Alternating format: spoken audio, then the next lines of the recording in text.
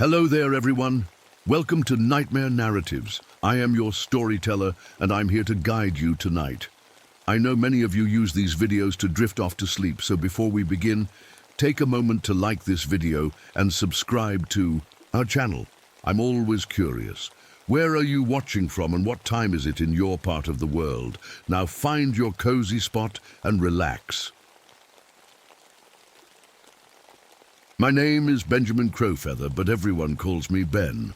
I've been a park ranger here at Glacier National Park for almost 11 years now.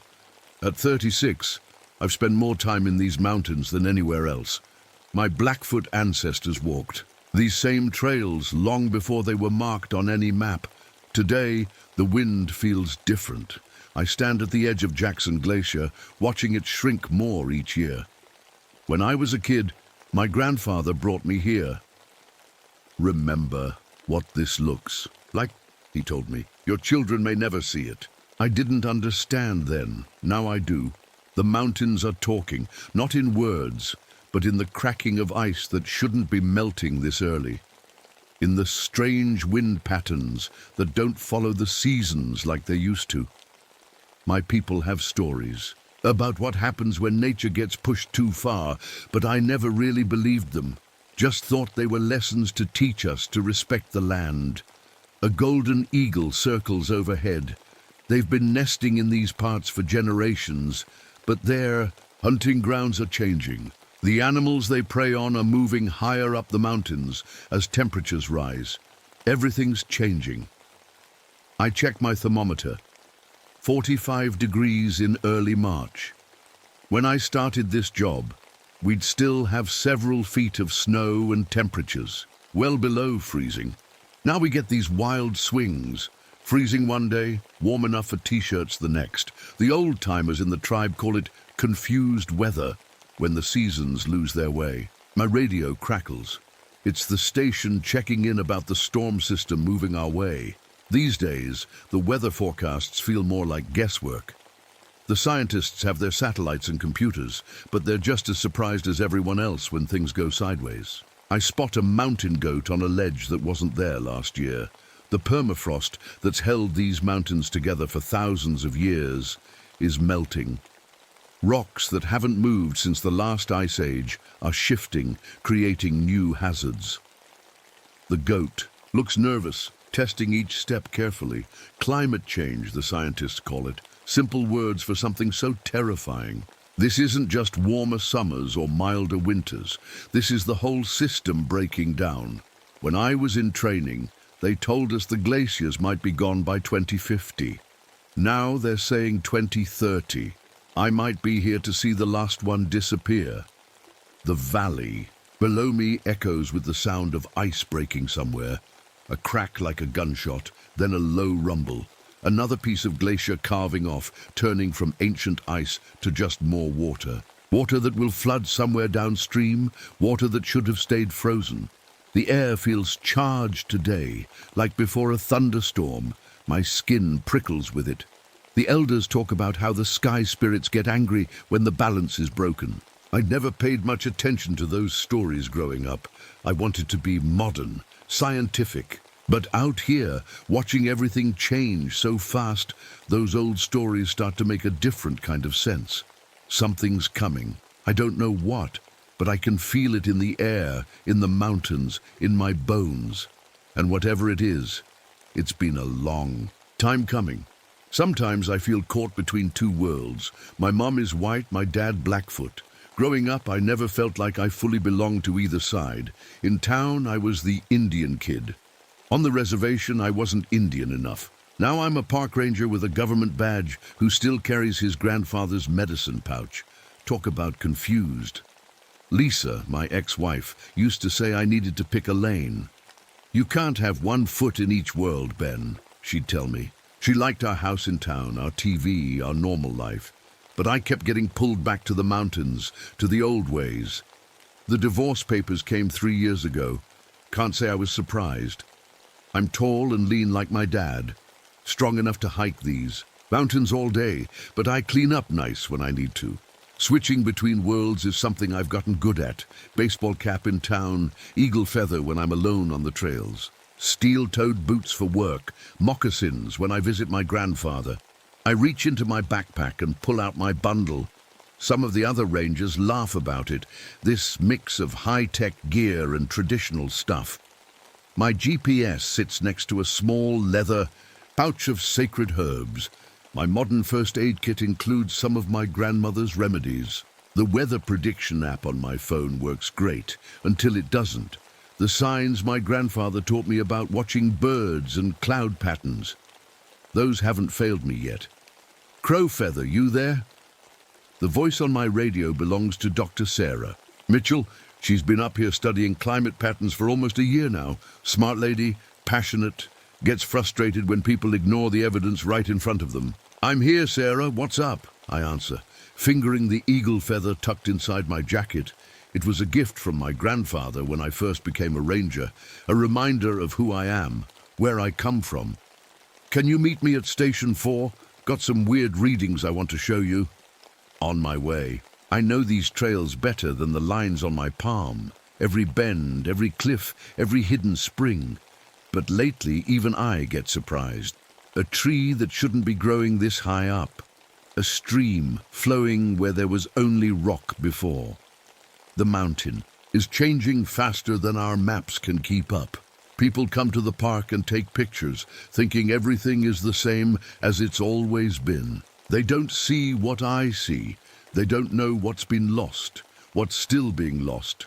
As I hike towards Station 4, I think about the report from last week. A tourist claimed to have seen an enormous bird, bigger than any eagle, circling one of the peaks. I figured it was just a golden eagle caught in a strange light, maybe looking bigger against the clouds. We've been getting more wildlife sightings in unusual places as their habitats change. What I don't tell people is that my grandfather has stories about giant birds that lived in these mountains. Sky spirits, he called them. Guardians of weather and wind. When the balance breaks, he told me once, they will return. Just stories. To scare kids into respecting nature, I always thought. But these days, with everything so out of whack, I wonder, what if those old stories held more truth than we knew? What if they weren't just stories at all? I shake my head, pushing those thoughts away. I'm a park ranger, not a medicine man. I deal in facts, not legends. Still, as I round the bend towards Station 4, I can't help but scan the sky, looking for shadows larger than any bird should cast. I found Sarah standing over a pile of twisted metal when I reached Station 4. It took me a moment to realize what I was looking at. The remains of a weather balloon and its equipment. These things were built tough, meant to handle high winds and rough conditions. This one looked like it had been put through a shredder. What happened to it? I asked, kneeling down to examine the wreckage. Sarah shook her head, her face pale. I don't know. It was sending back normal data, then the readings went crazy. Wind speeds that would flatten a forest, temperature drops that should be impossible. Then nothing. She handed me her tablet. Look at the final readings. The numbers made no sense. Not for this mountain, not for any mountain on Earth. Equipment failure, I suggested, but even as I said it, I knew better. The metal wasn't just broken, it was twisted and torn in ways that looked almost deliberate. Ben, look at this. Sarah pointed to the edge of the clearing. A group of elk stood watching us completely still. They should have bolted at our approach. Instead, they were just waiting, as if they were as confused as we were. They've been acting strange all week, I said, moving in patterns I've never seen before. The bears, too. They're avoiding certain areas that used to be their favorite spots. The wind picked up suddenly, carrying with it a scent like after a lightning strike, that sharp, clean smell of ozone. But there wasn't a storm cloud in sight. We should get back, I said, feeling the hairs on my arms stand up. Something wasn't right. As we packed up the remains of the weather equipment, I noticed something stuck in the torn metal. Feathers. Not small ones like from an eagle or hawk. These were huge, at least a foot long, with strange colors that seemed to shift in the light. I slipped one into my pocket without showing Sarah. Some things you don't share until you understand them yourself. On our way back down the trail, we passed the old rock face where ancient Blackfoot petroglyphs covered the stone. I'd seen them 100 times, knew every carving by heart. But today, something caught my eye.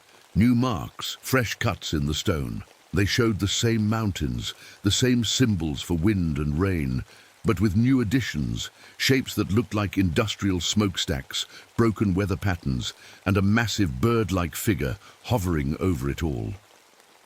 "Did you see that?" I asked Sarah, but when I turned back to look, the new carvings seemed to blend in with the old ones, as if they'd always been there. "See what?" she asked, not stopping. "Nothing," I mumbled, hurrying to catch up. Our radio crackled to life, the voice of Mike from base camp breaking through static. "Storm system, coming faster than take shelter." The rest was lost in a burst of white noise. "That's weird," Sarah said, checking her phone. The forecast said clear skies all day. The bird calls around us changed suddenly, from normal chirping to something almost frantic. I recognized warning calls, the kinds birds make when predators are near. But what predator could scare every bird in the forest at once? We reached Sarah's research site, a small clearing with monitoring equipment set up in a circle. Her papers and notebooks were scattered. Everywhere, though there hadn't been any wind strong enough to do that, some of the pages had landed in a perfect circle around a small fire pit I didn't remember being there before, a traditional Blackfoot weather ceremony site. My grandfather had shown me one when I was a kid. But Sarah hadn't built it. I hadn't built it. The sky darkened suddenly, clouds forming out of nowhere. They moved in patterns I'd never seen before, swirling in tight circles instead of drifting with the wind. They almost looked intelligent. "That's not possible," Sarah whispered, staring up at the sky. "Clouds don't form that fast. And not in that pattern." A helicopter appeared over the ridge, probably Park Services checking on the sudden weather change. As it approached, the clouds seemed to reach down toward it. The chopper wobbled, then tipped sideways as if caught in an invisible hand. The engine screamed, fighting against whatever force had grabbed it. "Run!" I shouted, grabbing Sarah's arm and pulling her toward the tree line. We made it just as the helicopter regained control and limped away, disappearing back over the ridge. "What just happened?" Sarah asked, her voice shaking. I didn't answer. I was staring at the feather in my hand, the one I'd found in the weather equipment. In the shadow of the storm clouds, it was glowing with a faint blue light. "Ben?" Sarah's voice seemed far away. "What is that?" "Trouble," I said quietly. "Big trouble." The sky turned a color I'd never seen before. Not quite black, not quite green like the bruise on a storm cloud. Sarah and I huddled under a rocky overhang as the wind picked up, throwing pine needles and small branches through the air. "We need to get to the ranger station," Sarah said, trying to make her voice heard over the howling wind. She tapped at her phone. "No signal. Your radio working?" I tried my radio. Nothing but static and a strange, rhythmic thumping that sounded almost like wing beats. "We'll have to wait it out," I said, though something deep inside told me this wasn't a storm we could wait out. This was something else entirely. That's when we saw it. At first it was just a shadow crossing the clouds, bigger than any bird should be. I thought my eyes were playing tricks. Then it circled lower, and there was no denying what we were seeing. Its wingspan was wider than the helicopter that had nearly crashed. Feathers shifted between deep blue and burnt orange like the colors of clean sky and polluted sunset fighting for control. Its head had a sharp, curved beak and eyes that glowed with an intelligence that made my stomach drop. "What is that?" Sarah whispered, her scientific mind probably racing for explanations. Thunderbird, I said before I could stop myself. The word came from somewhere deep in my memory, from stories told around fires I'd half forgotten. The creature circled lower, and I felt a pressure in my chest like I couldn't breathe properly. Not fear, though I was plenty scared, but awe, like standing at the edge of the Grand Canyon for the first time, but 100 times stronger. "This isn't possible," Sarah kept saying, her voice a mix of terror and wonder. "That can't exist." But it did exist, and as it landed on a rocky outcrop about 100 yards away, the entire mountain seemed to bow under its weight. The air around it shimmered like heat waves, though the temperature had dropped at least 20 degrees since it appeared. What happened next nearly stopped my heart. It spoke. Not in words exactly. The sound was like thunder rolling across the valley, but with patterns and rhythms that formed meaning in my mind.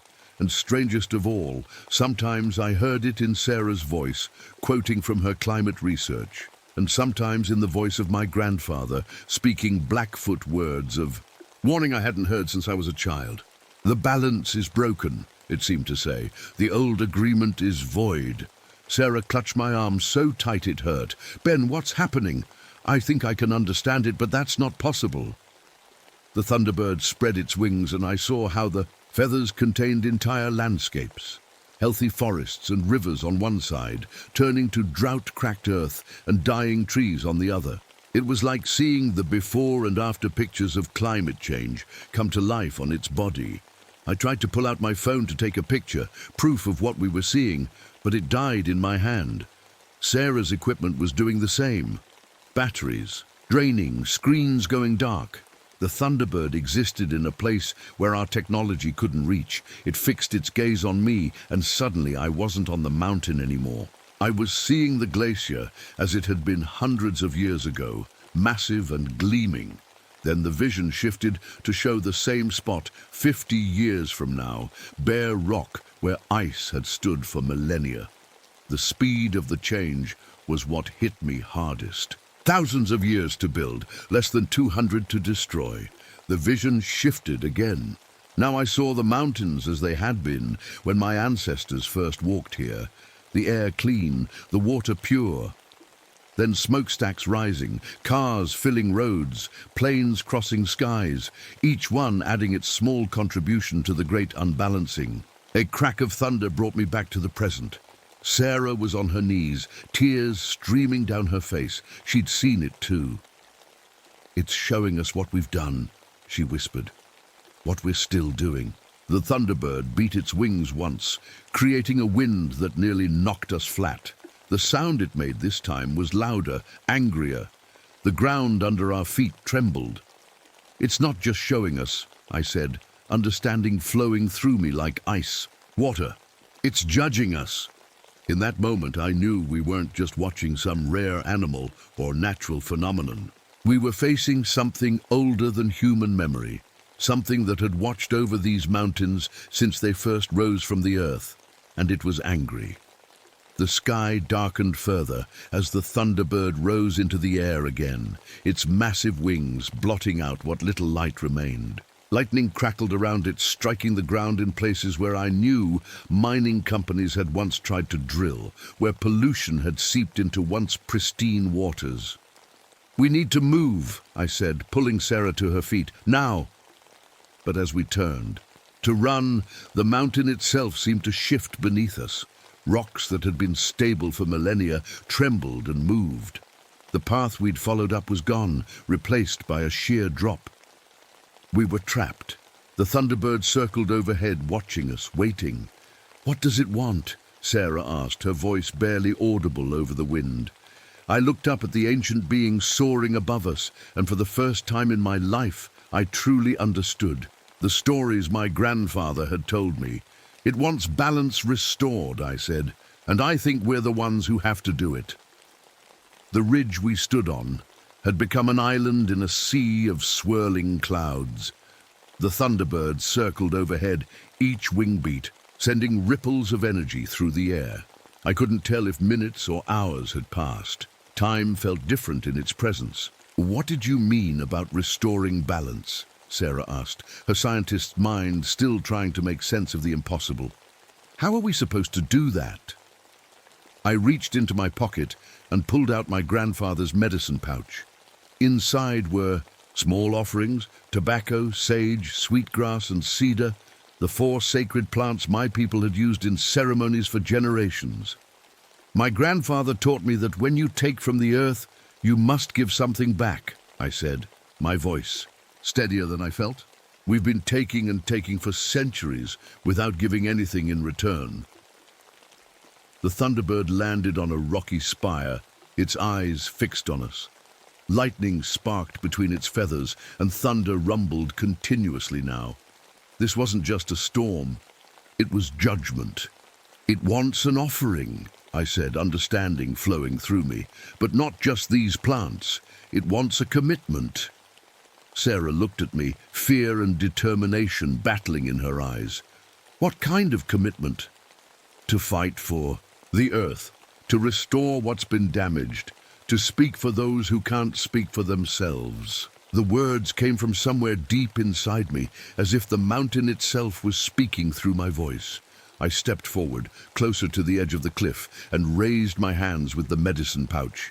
The wind howled around us, almost taking me off my feet, but I stood firm. "We hear you," I called out to the Thunderbird. "We see what's happening to your home, to our home. We haven't listened, but we're listening now." The great bird's head tilted, watching me. The storm around us paused, just for a moment. "I promised to protect this land," I continued, "to use the knowledge of my ancestors and the science we've learned to heal what we've hurt."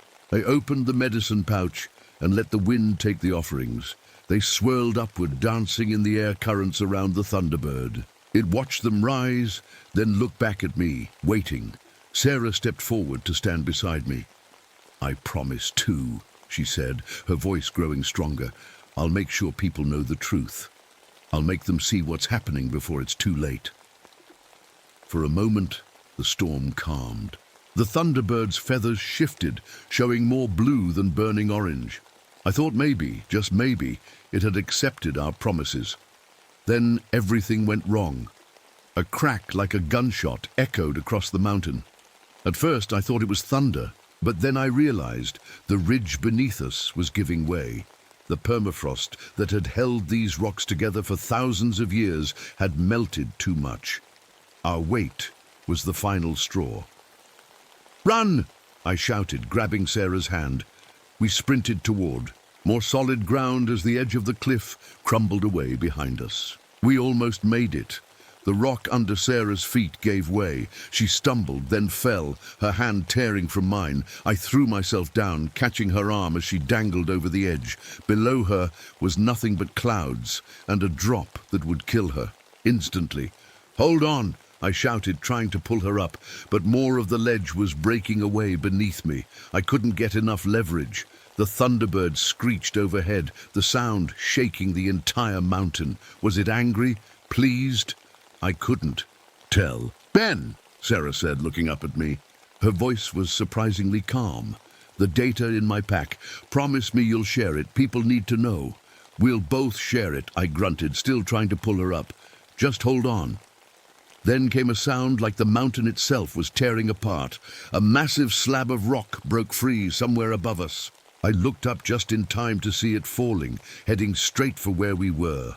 In that moment, I made the hardest choice of my life. I couldn't save us both. "I'm sorry," I whispered. I let go of Sarah's hand and rolled away from the edge. Just as the boulder crashed down where I had been, the ledge collapsed completely, taking Sarah with it. Her scream faded into the roaring wind. I lay there, gasping, my mind unable to process what had just happened. It wasn't the Thunderbird that had killed her. It was the mountain itself, weakened by decades of warming, unable to hold itself together anymore. The storm grew wilder around me. The Thunderbird swooped low, its massive wings creating winds that pinned me to the ground. Its eyes burned into mine, demanding something more. "What do you want?" I shouted through tears. "She's gone. Isn't that enough?" The answer came not in words, but in understanding. Sarah's death wasn't an offering. It was a warning, a taste of what would happen to all of us if the balance wasn't restored. I struggled to my feet, facing the ancient spirit. "I understand now," I said. "This isn't just about promises, it's about action." I raised my hands again, no longer afraid. "I commit my life to your cause, to protecting this land, to fighting for balance, not just with words, but with everything I am." As I spoke, I felt something change inside me. The part of me that had always been torn between two worlds, modern and traditional, scientific and spiritual, was finally coming together. I understood now that there was no separation. Science was just another way of listening to the earth. My ancestors had done it through ceremony. Sarah had done it through research. The goal was the same: to understand, to protect, to restore. The thunderbird spread its massive wings and let out a cry that shook the mountain. The storm around us began to calm, the wild winds settling into a steady, strong breeze. The clouds thinned, allowing rays of sunlight to break through. It wasn't acceptance, not exactly. It was a truce, a chance to prove our worth. The great bird rose higher, circling once more before flying toward the highest peaks. As it disappeared from view, the strange light went with it. The mountain looked normal again, except for the fresh scars where the rock slide had carried Sarah away. I made my way carefully down the mountain, carrying Sarah's backpack with all her research. By the time I reached the ranger station, the weather had returned to normal. They'd been trying to reach us for hours, worried about the freak storm that had appeared out of nowhere and then vanished just as suddenly. I told them about the rock slide, about losing Sarah. I didn't tell them about the Thunderbird. Some truths aren't ready to be shared. That night, I sat alone by a small fire, looking up at the stars. I opened Sarah's laptop and looked through her research. Years of data showing how quickly our world was changing. Data that told the same story the Thunderbird had shown me in visions. "I'll keep my promise," I whispered to the night sky. "To both of you." The next morning, I turned in my resignation from the Park Service. I couldn't just patrol trails anymore, writing tickets and giving directions. I had a bigger purpose now. I moved back to the reservation, started working with tribal elders to document traditional knowledge about the land and weather. I partnered with climate scientists, sharing what I'd learned from Sarah's research. I spoke at conferences, wrote articles, organized protests against new drilling projects. Some nights, when storms gather over the mountains, I think I see a massive shadow circling the peaks, a reminder that I'm being watched, that my promise is being tested. I don't know if one person can make enough difference to restore the balance, but I know I have to try. For Sarah, for my grandfather, for the land itself. And sometimes, when the wind blows just right, I swear I can hear the thunderbirds cry, calling others to wake up, to see what's happening, to join the fight before. It's too late, because the sky spirits are rising, and they're watching us all.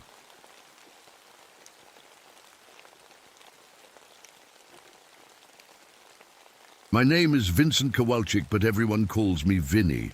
I used to think I knew what evil looked like. 8 years wearing a Chicago PD badge taught me that monsters walk among us wearing human skin. What I didn't know was that sometimes the skin comes off. Some say the forest keeps secrets. After what happened in Nicolet last autumn, I know that's true. The trees remember what we try to forget. The wind carries whispers of sins we buried. And sometimes those sins come back with teeth and claws, hungry for justice. This is my story. A warning, maybe, or a confession. I'm still not sure which. I moved to Wisconsin to escape the city, to escape what I'd seen. Traded my police blues for the green and gray of a park ranger. Traded sirens for bird calls. Traded blood-stained concrete for pine-scented soil. "You're running away," Linda told me the night I decided to leave. Her dark eyes were soft with understanding, not judgment. But that's okay, Vinny. Sometimes, running is how we survive. Linda followed me north, my lighthouse in the storm. We rented a small cabin at the edge of Nicolet National Forest. She worked remotely as a graphic designer while I patrolled trails, checked permits, and helped lost hikers. Simple work, clean work. Nobody in Wisconsin knew about Danny Mueller. Nobody knew he was my partner for 6 years. Nobody knew how he died, or what the official report said versus what really happened. Danny was going to talk, going to expose the rot in our precinct, the money, the evidence that disappeared, the suspects who resisted arrest and ended up in hospital beds, or worse. The night before his scheduled meeting with Internal Affairs, Danny was found dead in an alley. 3 bullets, execution style. The department called it a drug deal gone. Wrong. Gave him a hero's funeral. I knew better, but I kept my mouth shut. Loyalty above all. That's what Danny always said before he changed his mind. I kept the last photo of us together, his arm around my shoulder, both of us grinning after making detective. I couldn't look at it anymore, but couldn't throw it away either. My new boss, Head Ranger Mackenzie, didn't. Asked too many questions about why a decorated Chicago detective suddenly wanted to count trees and write tickets for illegal campfires. She just handed me my gear and said, "The forest doesn't care who you were before, only who you are now." I thought I could start fresh. I even got a dog, a German Shepherd mix I named Justice. Ironic, I know. Linda picked the name. She still believed in things like that. I proposed to Linda under a full moon last summer. She cried when she said yes. For the first time since leaving Chicago, I felt like maybe I deserved something good. Then autumn came. The leaves turned blood red and golden, and the reports started coming in from the north side of the forest. Cattle mutilated on nearby farms. Hikers reporting strange noises. Wildlife behaving erratically. "Probably just wolves," Mackenzie said during morning briefing. "But check it out anyway. Take your truck up there tomorrow." That night, Justice wouldn't stop whining at the window, his eyes fixed on the tree line, hackles raised. "What is it, boy?" I asked, rubbing his ears. In the distance, a howl rose from the darkness. Then another joined it, and another. Not a natural wolf pack sound. It was almost like harmony, like voices calling my name, like they knew I was listening. The next morning, I loaded Justice into my truck and headed north. The dog that normally loved riding shotgun with his head out. The window was now pressed against the passenger door, trembling. "Come on, buddy. It's just another day at work," I said, trying to sound more confident than I felt. The forest road was rough, bumping us around as we drove deeper into Nicolet. Fall leaves crunched under the tires. The radio crackled with static, then went silent. Cell service disappeared too. Normal for these parts, but today it made my skin crawl. I parked at the trailhead near Hansen's farm, where the first cattle had been found. As I stepped out, a red fox darted across the path and stopped, staring at me. Something about its eyes seemed too smart, too knowing. It reminded me of Danny, the way he'd size up a suspect, head tilted just so. "Let's go, Justice," I called, opening the back door. The dog wouldn't budge. "Justice, come!" He whined, pressed himself further into the seat. "Fine, stay here then." I grabbed my pack and Ranger shotgun. No regulations against carrying it. After the bear incidents last spring, I also took my service revolver, the one thing I kept from Chicago. I told myself it was just habit, but deep down, I knew better. The air felt wrong as I walked the forest edge. Too quiet, too still, like the woods were holding their breath. 3 black ravens watched from a dead tree, their heads following me as I passed. Just like the guys from Internal Affairs who used to watch us from their unmarked cars. The attack. Sight at Hansen's farm was worse than the report suggested. The cattle hadn't just been killed, they'd been taken apart with almost surgical precision. Clean cuts. Organized. This wasn't the work of hungry wolves or bears. "Jesus," I whispered, kneeling by what remained of a heifer. the ground around. It showed strange prints, some like boots, others like massive paws, as if someone had walked here, then changed. I followed the trail to a small hunting cabin about half a mile in. The door hung open, swinging slightly in the breeze. Inside, the place was torn apart, but not randomly. It looked like an interrogation gone wrong. Chairs overturned in specific ways, blood spatter that reminded me of technique, not chaos. On the wall, someone had arranged hunting knives and old photos in a circle. I stepped closer and felt my blood freeze. The photos showed Chicago police officers, all ones who had died or disappeared after threatening to expose department corruption. At the center was Danny's official portrait. My radio suddenly burst to life with static and fragments of voices. Officer, backup, 1078. That was police code for officer needs assistance. Chicago Police Code, not Wisconsin Ranger Communications. Then cutting through the static, a voice I recognized. "Vinny, why didn't you help me, Vinny?" Danny's voice. I stumbled backward, dropped the radio. It kept speaking, but now it was a low growl mixed with words. Outside, a mist was rising, curling through the trees. In the swirling grey, I could almost see shapes. Men in uniform beating suspects, evidence bags disappearing into pockets, hushed conversations in back rooms of the precinct. I ran, not proud of it, but instinct took over. I ran back toward my truck, heart hammering against my ribs. The forest seemed to shift around me, familiar paths suddenly unfamiliar. The temperature dropped 20 degrees in seconds, my breath coming out in frightened clouds. When I finally broke through to the clearing, my truck sat where I'd left it, but the engine was running, hood open. Justice barked frantically inside, paws pressed against the window. As I got closer, I saw what had him so worked up. The wires under the hood had been carefully cut, not torn by an animal, but sliced with precision. The kind of precision Danny had shown when we disabled suspect vehicles during stakeouts. That's when I heard it, the harmony of howls rising from all around me, closer now, surrounding me. And one howl, slightly different from the others, shaped itself into my name, Vincent. I grabbed my shotgun and backed against the truck. Justice's barking grew more frantic. The howls closed in from all sides. "Who's there?" I called out, my voice shakier than I wanted. No answer came except for the wind through the trees.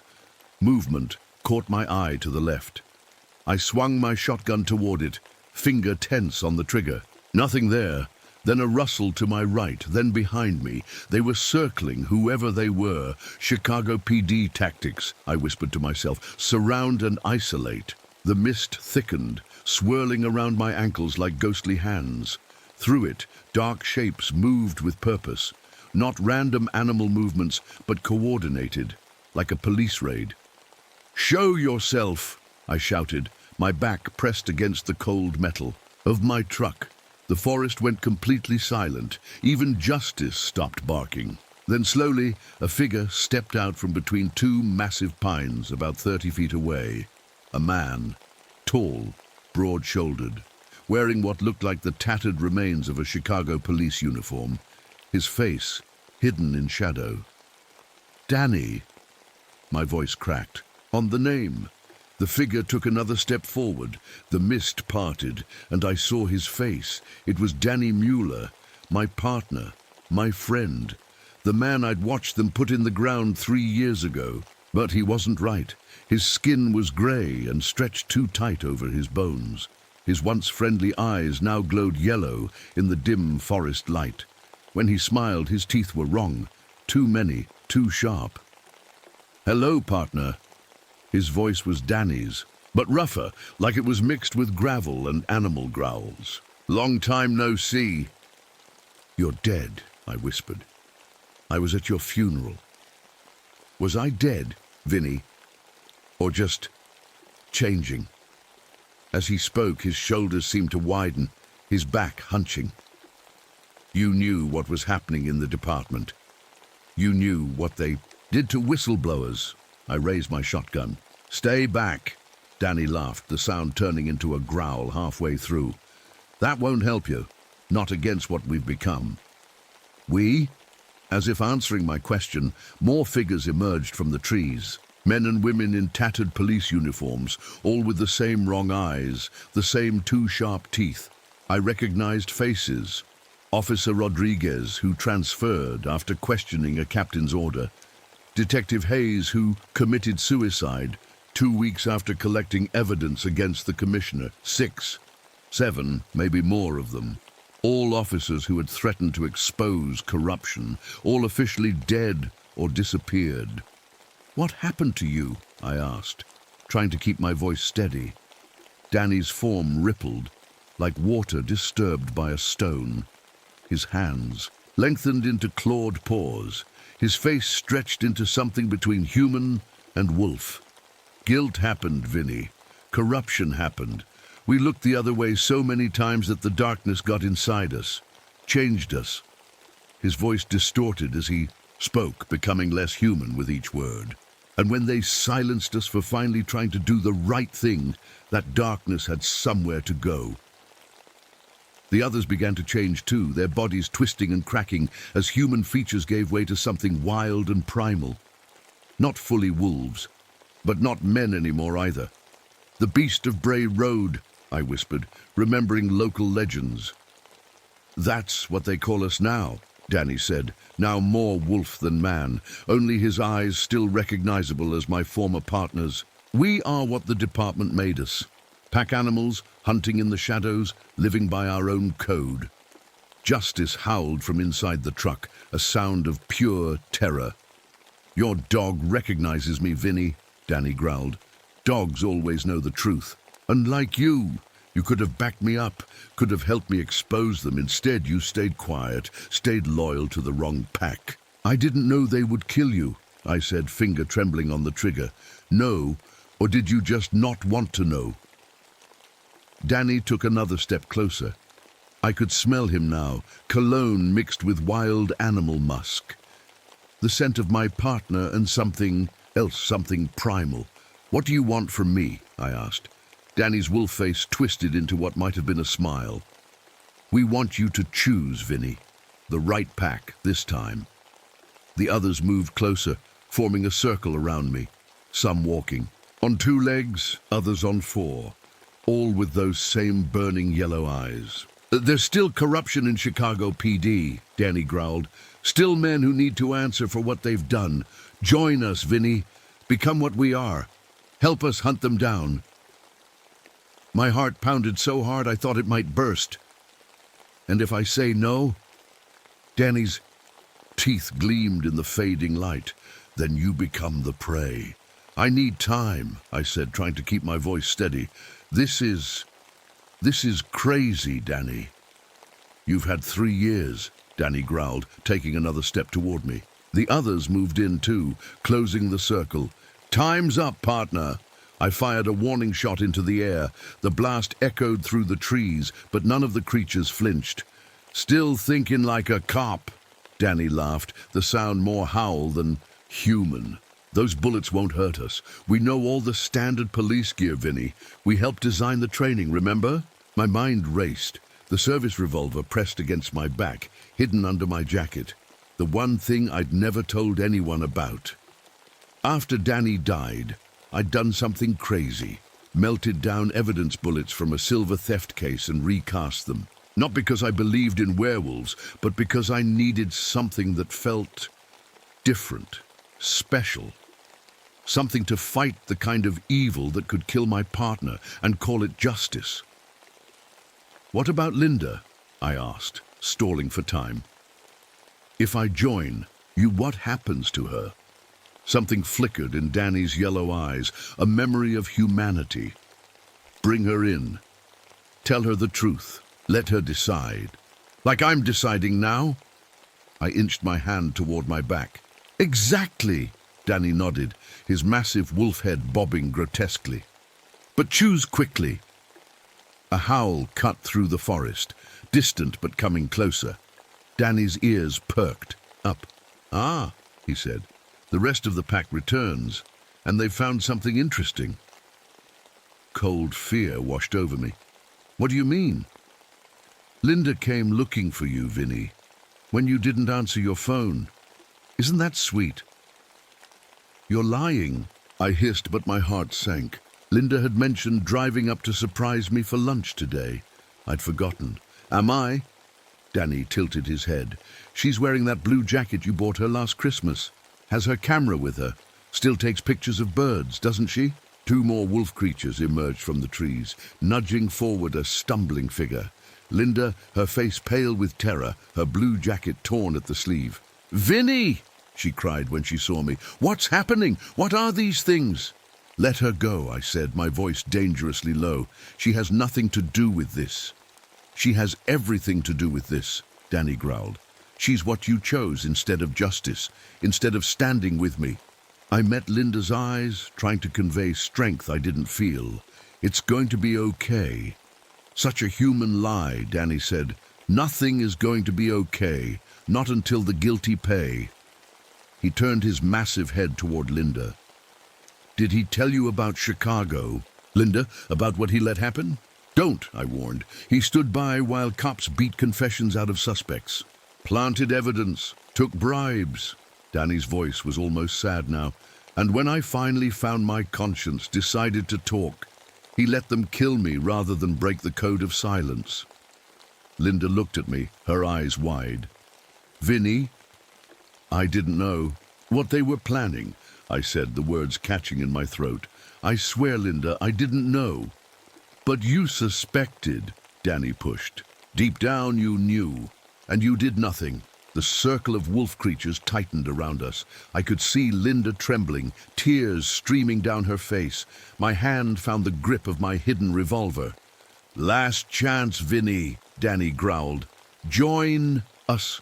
Help us hunt down the ones who did this to us, or watch what happens when you choose wrong." He lunged toward Linda, massive jaws opening. Time slowed down. I pulled my revolver, aiming at my former partner. But I hesitated, one heartbeat of doubt, of remembering the man he had been. That heartbeat cost everything. Danny's jaws closed around Linda's throat as I fired. The silver bullet hit him in the shoulder, burning into his flesh with a sizzling sound. He howled in pain, releasing Linda, who crumpled to the ground. "Linda!" I screamed, firing again. This time, the bullet struck Danny in the chest. He staggered back, yellow eyes wide with shock. "Silver!" he gasped, looking down at the smoking wound. "You came prepared to kill monsters." After all, the pack closed in, snarling. I fired again and again, each silver bullet finding its mark. 2 of the creatures fell, then 3. The others retreated, melting back into the forest with angry howls. Only Danny remained, swaying on, his feet, black blood oozing from his chest. I ran to Linda, gathering her in my arms. Too late. Her eyes stared upward, empty. The blue jacket we'd laughed about last Christmas now soaked red. "You chose her," Danny said, his voice fading as he sank to his knees. His body was changing again, fur receding, the wolf features melting away to reveal the human face I remembered. "But you chose too late, partner." I aimed the gun at his heart, my hand steady now. "This is for Linda." "No." Danny smiled sadly, his yellow eyes fading to human brown. "This is for both of us." I pulled the trigger. The last silver bullet struck home. Danny fell backward, his body finally still, finally at peace. In the sudden silence, I heard Justice whining from the truck. The forest seemed to exhale around me. The mist thinned and disappeared. I held Linda's body and wept until there were no tears left. I buried Linda in a small cemetery near her parents' home in Milwaukee. The official report said animal attack. The rangers found wolf bodies around my truck. Normal wolves, not the twisted half-human creatures I'd seen. No sign of Danny, no evidence of anything supernatural. Mackenzie suggested trauma, hallucinations from forest gas pockets, grief making me see things. I nodded along, signed the papers, cleaned out my locker. 3 months later, I was back in Chicago. Not as a patrol officer this time, internal affairs. The one department cops hate more than any other, the ones who police the police. I brought everything I knew, names, dates, evidence of corruption I'd kept hidden for years, things Danny had told me before he died the first time, things I should have reported then. They called me a rat, a traitor. Death threats came daily. I didn't care anymore. Without Linda, fear had no hold on me. At night, I'd hear howling outside my apartment window. Never saw anything when I looked, but I knew they were watching. The pack, waiting to see if I'd finish what Danny started or if I'd fail again. I kept one silver bullet, always with me. A reminder, a promise. It took 2 years of digging, but I built cases against 37 officers. Evidence disappeared from lockups. Witnesses changed their stories. Judges threw out warrants. But I kept pushing. The commissioner resigned. 2 captains went to prison. Others simply disappeared into the night. On the last night, after the biggest case finally closed, I walked alone to my car in the department garage. I'd known they were coming, could feel it for weeks. The shadows moved around me. Yellow eyes gleamed from behind concrete pillars. I didn't reach for my gun, just stood there, waiting. A large black wolf stepped into the light, not twisted or half-human like before. Beautiful, powerful. Behind it, others emerged, a pack of true wolves, not monsters. The lead wolf stared at me, and I swore I saw approval in those intelligent eyes. Justice had been served. Balance restored. They melted back into the darkness as silently as they'd appeared. That night, I found a small package on my doorstep. Inside was my badge from Nicolette Forest, bent and burned around the edges, and a note in handwriting I recognized, despite its shaky lines. Some debts are paid in full. Some transformations are complete. I burned the note and threw away the silver bullet. Its purpose was fulfilled. Sometimes, on clear nights when the moon is full, I still hear howling, not threatening now, but calling, reminding me that justice comes in many forms, and true loyalty means standing for what's right, not standing together in the wrong. The pack returns when it's needed, and sometimes, when the cause is just, we become the very monsters we once feared.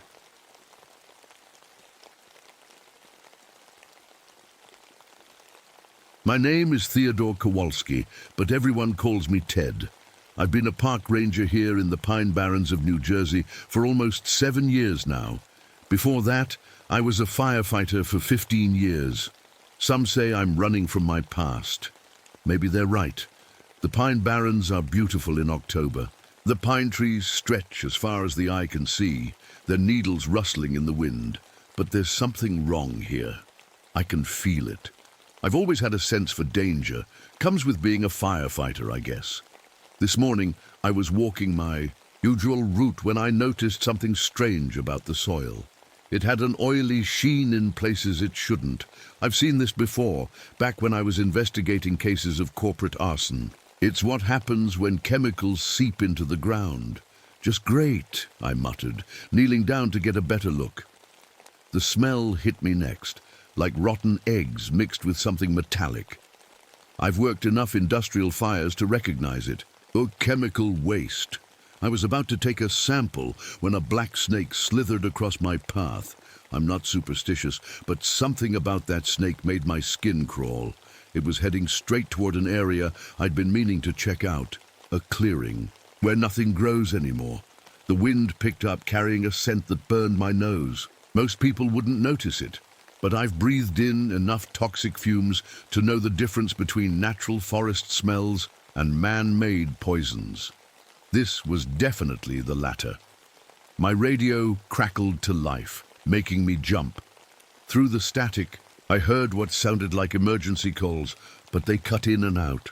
A chemical spill at evacuation ordered, multiple casualties. I frowned and checked the frequency. It was set to the standard park channel. There shouldn't be any emergency broadcast coming through. When I tried to respond, there was nothing but dead air. Above me, a red-tailed hawk circled, screeching. They usually hunt in open areas, not dense forest. Something had disturbed it. The temperature around me seemed to drop suddenly, then rise just as quickly. I've felt this before, in buildings where chemical reactions were happening in the walls or floors, right before they went up in flames. As I continued my patrol, I noticed wisps of smoke rising from the ground in several spots. Not the thick smoke of an actual fire, but the thin kind that comes from slow, underground burning. Walking closer to one smoking patch, I realized the sand looked different, darker, almost glassy in spots. Someone had buried something here, and whatever it was hot enough to make the sand above it smoke. I've seen enough in my life to know when something is very, very wrong, and everything about this part of the forest was screaming danger. Not the normal kind of danger, like a wildfire or a storm. This was the kind of danger that creeps in slowly, that poisons everything it touches, the kind that big companies create when they think no one is watching. I pulled out my notebook and marked the locations of the smoking patches on my map. Whatever was happening here, I needed to document it.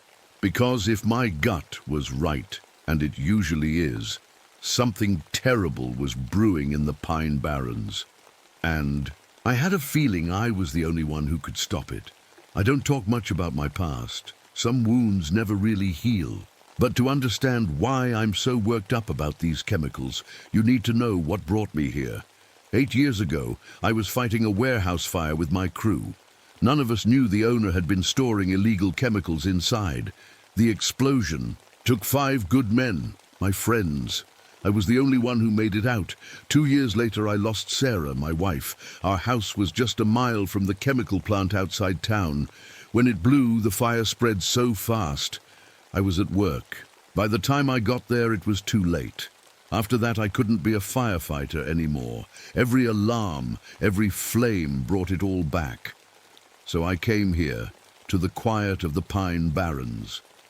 But I guess you can't outrun what's inside you. These days, my truck carries different gear. I've got the usual ranger stuff, first aid kit, radio, maps. But I also keep special equipment for chemical fires. Masks designed to filter industrial toxins, gloves that won't melt if they touch the wrong substance. Call it paranoia if you want, but it's kept me alive. I even carry antidotes for certain poisons.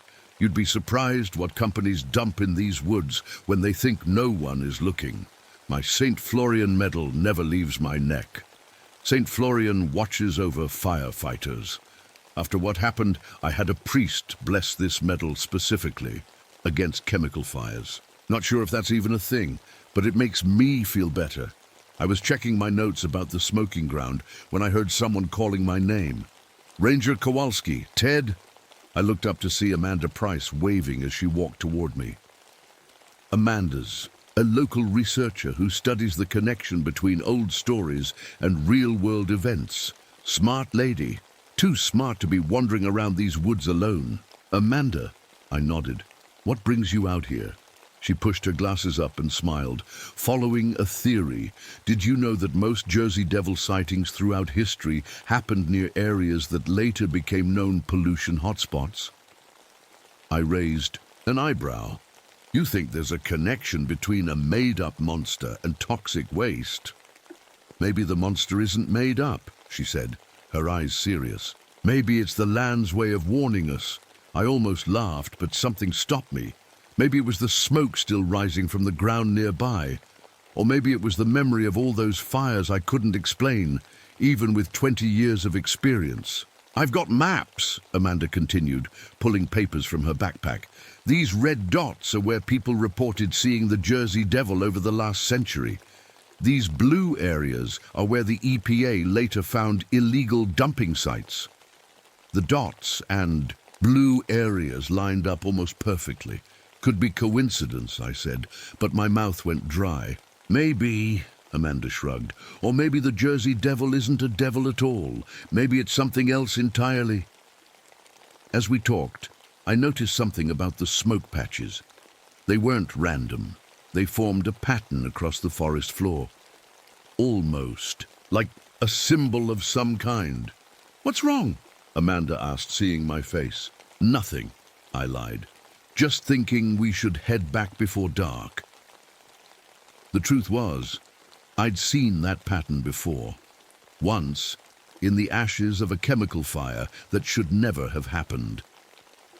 As we walked back toward the ranger station, I couldn't shake the feeling that something was watching us from between the trees, something that knew more about these woods and what was buried beneath them than either of us did.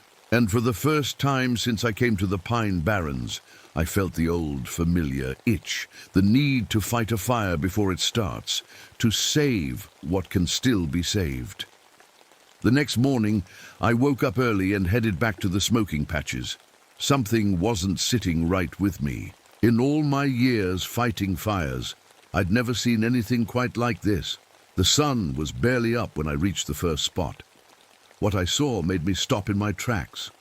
A pine tree, at least 50 years old, was burning from the inside out. And the flames weren't coming from the branches or the trunk, but from the roots, like the fire was climbing up from underground. That's not how forest fires work, not natural ones anyway. I tried to put it out with the extinguisher from my truck, but the foam just sizzled and evaporated. This wasn't a normal fire.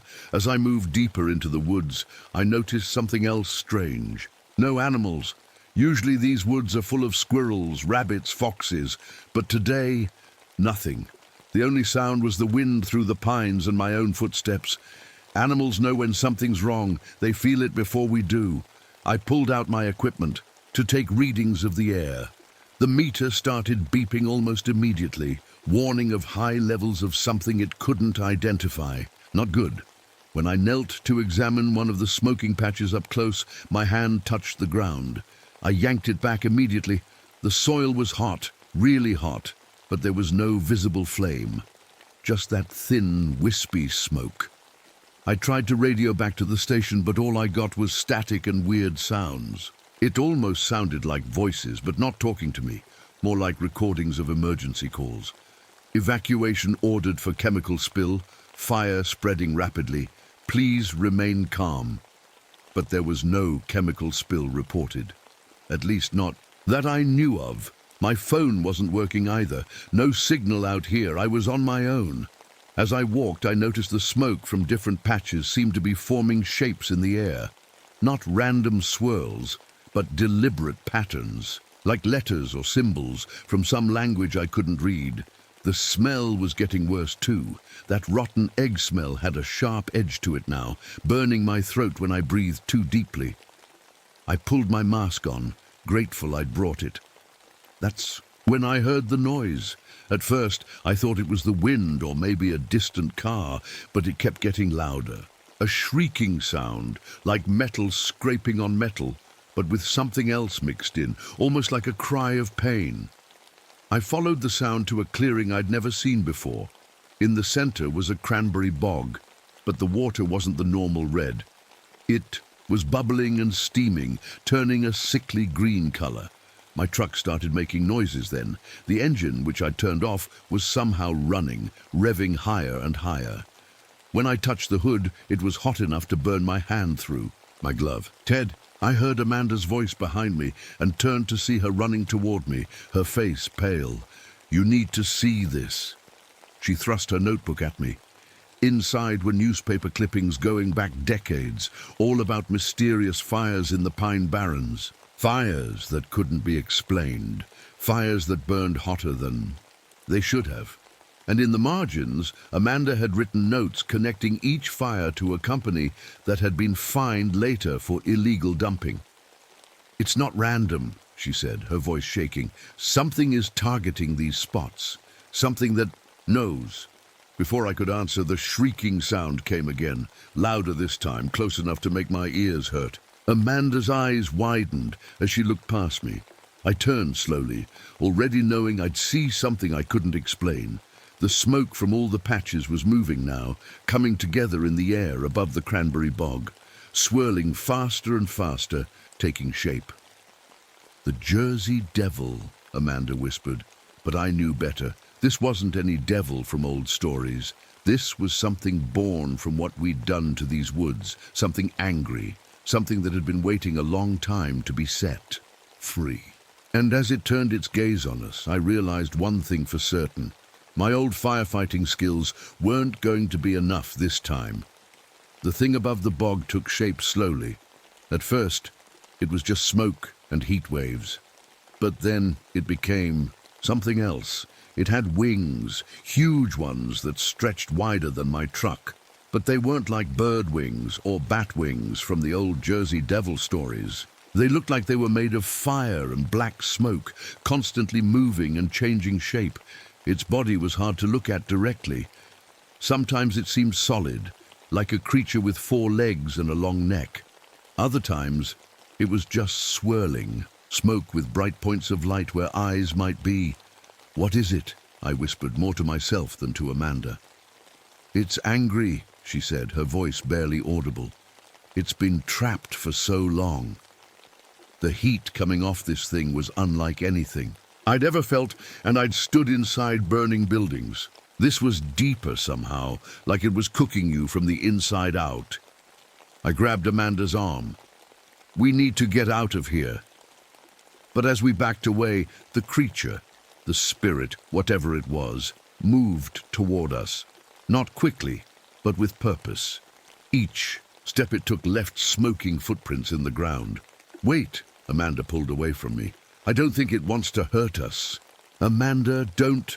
But she was already reaching toward it, her hand extended like she was greeting a stray dog. The thing lowered what might have been its head, and for a second I thought she was going to be okay. Then she gasped, her whole body going rigid. Her eyes rolled back and she started speaking in a voice that wasn't hers, deeper, older, filled with a pain I couldn't understand. "The poison must be burned away," she said. "The earth remembers what you bury."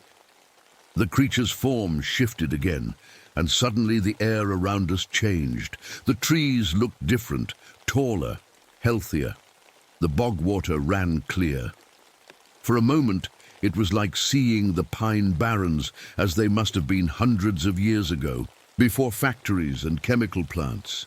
Then it flickered back to reality, our reality, with the smoking ground and dying trees. Amanda collapsed as the vision faded, and I caught her before she hit the ground. The creature watched us. Those points of light that seemed like eyes never blinking. "What do you want?" I asked it directly, feeling silly talking to smoke but desperate for answers. In response, the ground in front of us split open, revealing what lay beneath the surface. Dozens, maybe hundreds, of rusted metal drums. Some were leaking black ooze that sizzled when it hit the air. Others had burst open, their contents long since soaked into the soil. I'd suspected illegal dumping, but not on this scale. This was an environmental disaster waiting to happen, or rather, one that had been happening slowly for years while no one noticed. The creature moved again, this time circling the exposed drums. Where it passed, the drums began to glow red-hot, then white. The chemicals inside boiled and bubbled. "It's trying to burn it away," Amanda said weakly, sitting up in my arms. "It's trying to clean the poison." But I knew enough about chemical fires to know what would happen next. "We need to move. Now." I pulled her to her feet, and we ran for my truck. Behind us, the first drum exploded with a sound like thunder, sending a plume of toxic smoke into the air. I fumbled with my keys, finally getting the engine started. As we pulled away, I could see the creature in my rearview mirror, standing in the middle of the growing fire, its wings spread wide. It wasn't running from the flames, it was controlling them. "What is that thing, Amanda? Really?" I asked as we sped down the dirt road. She looked back through the rear window, her face lit by the orange glow of the distant fire. I think it's a guardian," she said slowly. "Something that was here long before us. Something that protects this place. By setting it on fire." "Fire purifies," she said, her voice taking on that strange quality again. "Some poisons can only be burned away. I'd spent my whole life fighting fires, not starting them. But as we drove back toward the ranger station, part of me wondered if she was right. Maybe some fires needed to burn. The creature, the Jersey Devil, the Guardian, whatever it was, had shown us what was hidden, but I had a feeling it wasn't done yet. This was just the beginning, and somehow I knew I'd have to choose a side before this was over. Back at the ranger station, I tried to call for help, but the phones were dead. My radio picked up nothing but static. It was like something was blocking all signals in and out of the Pine Barrens. Amanda sat at my desk, flipping through her research notes with shaking hands. Her skin looked pale, almost grey. "Are you okay?" I asked, handing her a bottle of water. She took a sip and winced. "My throat burns, and my head." She pressed her fingers to her temples. "It's like I can still hear it, still feel it." I'd seen chemical exposure before. This looked similar but different somehow. Worse. "We need to get you to a doctor," I said. She shook her head. "Not yet. First, we need to understand what's happening." Amanda spread her notes across my desk.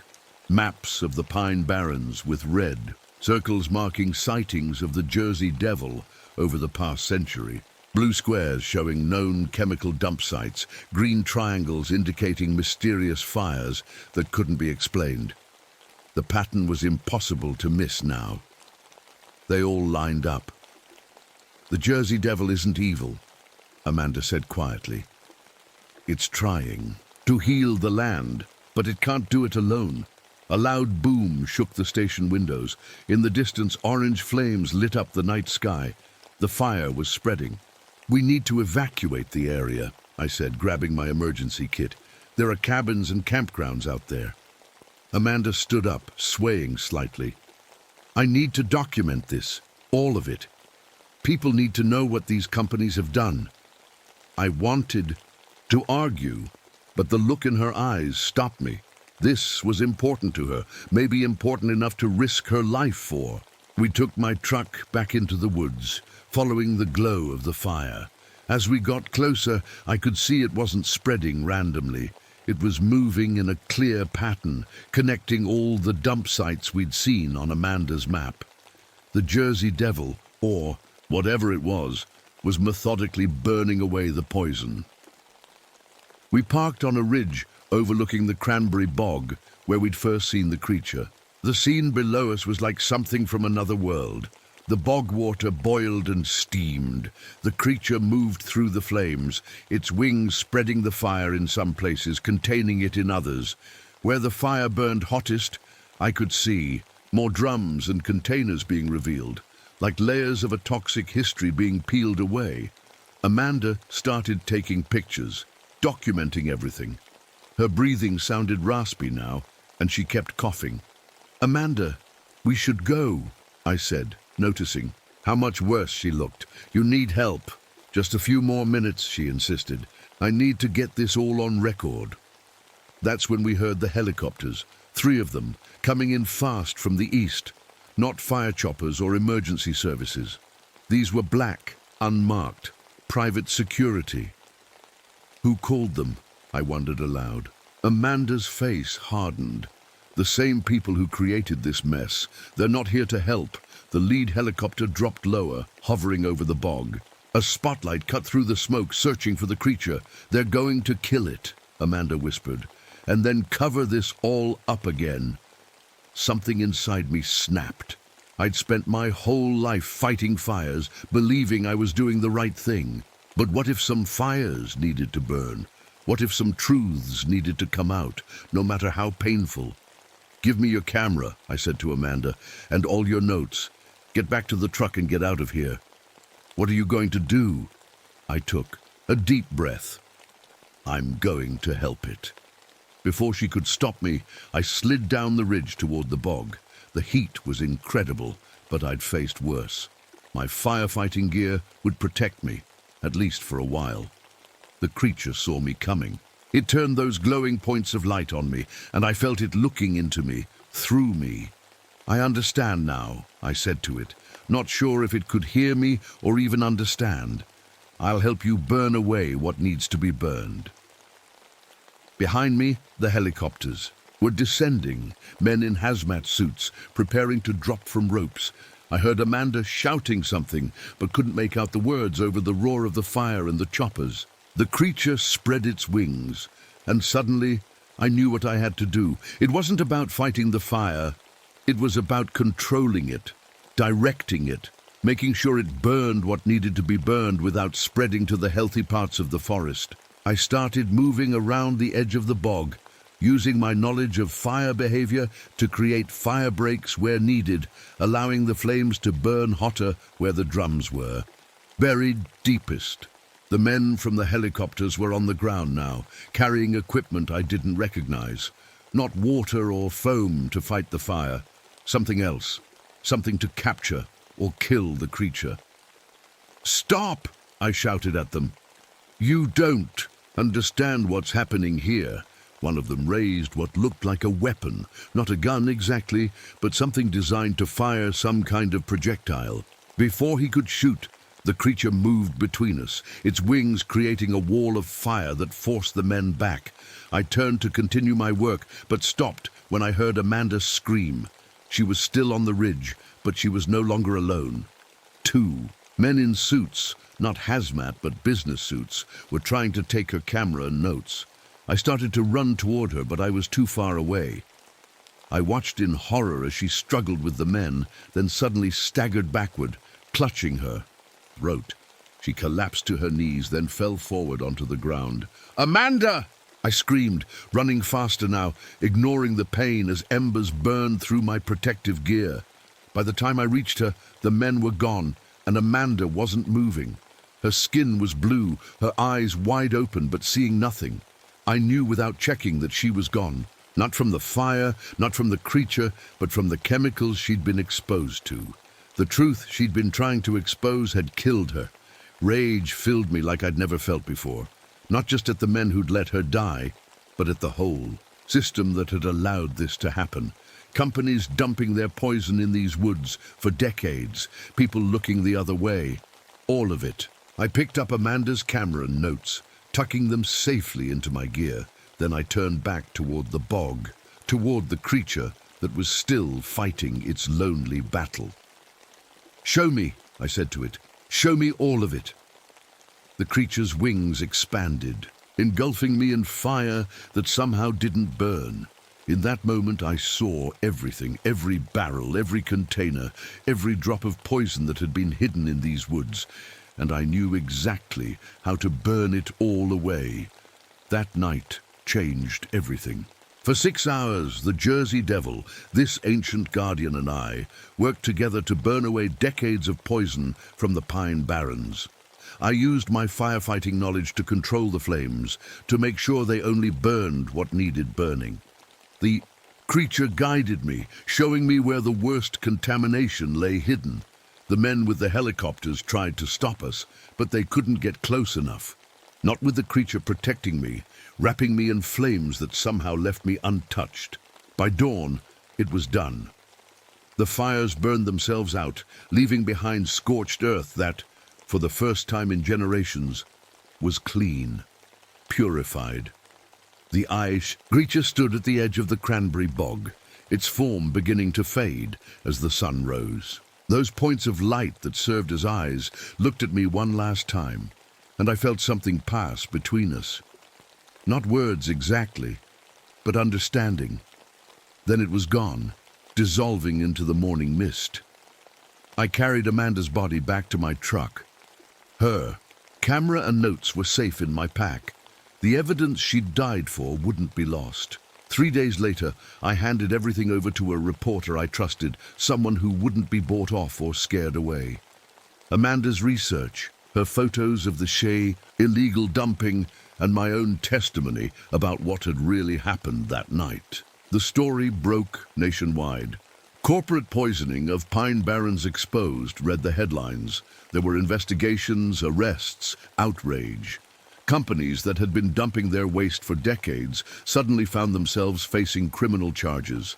I expected them to come after me, to try to silence me like they had silenced Amanda. But the creature had given me one final gift. The fire that night had burned away all evidence that could be used against me. There was nothing left but my word against theirs, and the court of public opinion had already decided who to believe. I quit the Park Service after that, became an environmental investigator instead, using my firefighting skills in a different way, looking for signs of chemical contamination, following paper trails back to the companies responsible, building cases that couldn't be ignored. Amanda's death gave me a purpose I'd been missing since I lost my wife and crew. I couldn't save them, but I could make sure their deaths meant something, that the truth wouldn't stay buried. Sometimes when I'm working in contaminated areas, I feel it watching me. The Jersey Devil, the Guardian. I'll catch a glimpse of smoke moving against the wind or feel a heat that can't be explained by the sun. I'm not afraid of it anymore. We're on the same side now.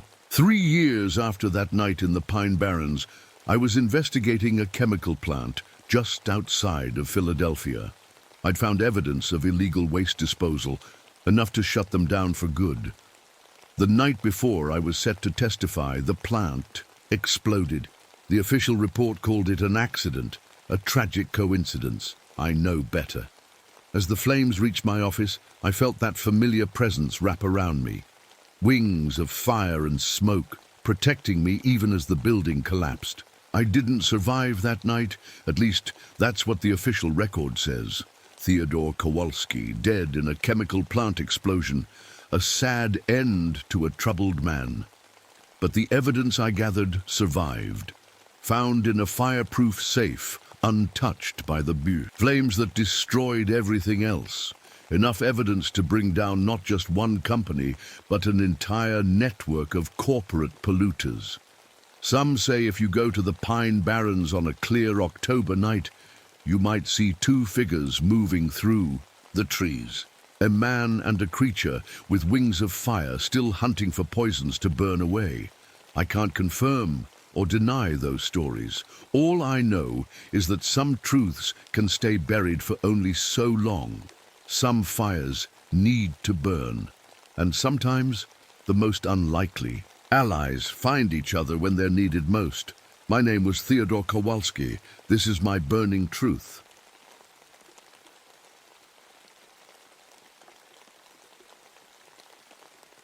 My name is Thomas Ashworth, and I've been waking up at exactly 3:33 a.m. every night for the past 3 months. Tonight is no different. I jolt awake in my small ranger cabin at Blackwater Ridge, heart pounding, sweat coating my forehead despite the bitter Alaskan cold. The dream always ends the same way, Jimmy reaching for me across a frozen field, his fingers stretching into something wrong. I don't remember how I got here. That thought hits me every night, but somehow I forget it by morning. The cabin feels both familiar and strange, like a photo of home that's been slightly altered. Pulling myself from bed, I grab my flashlight and peer out the window.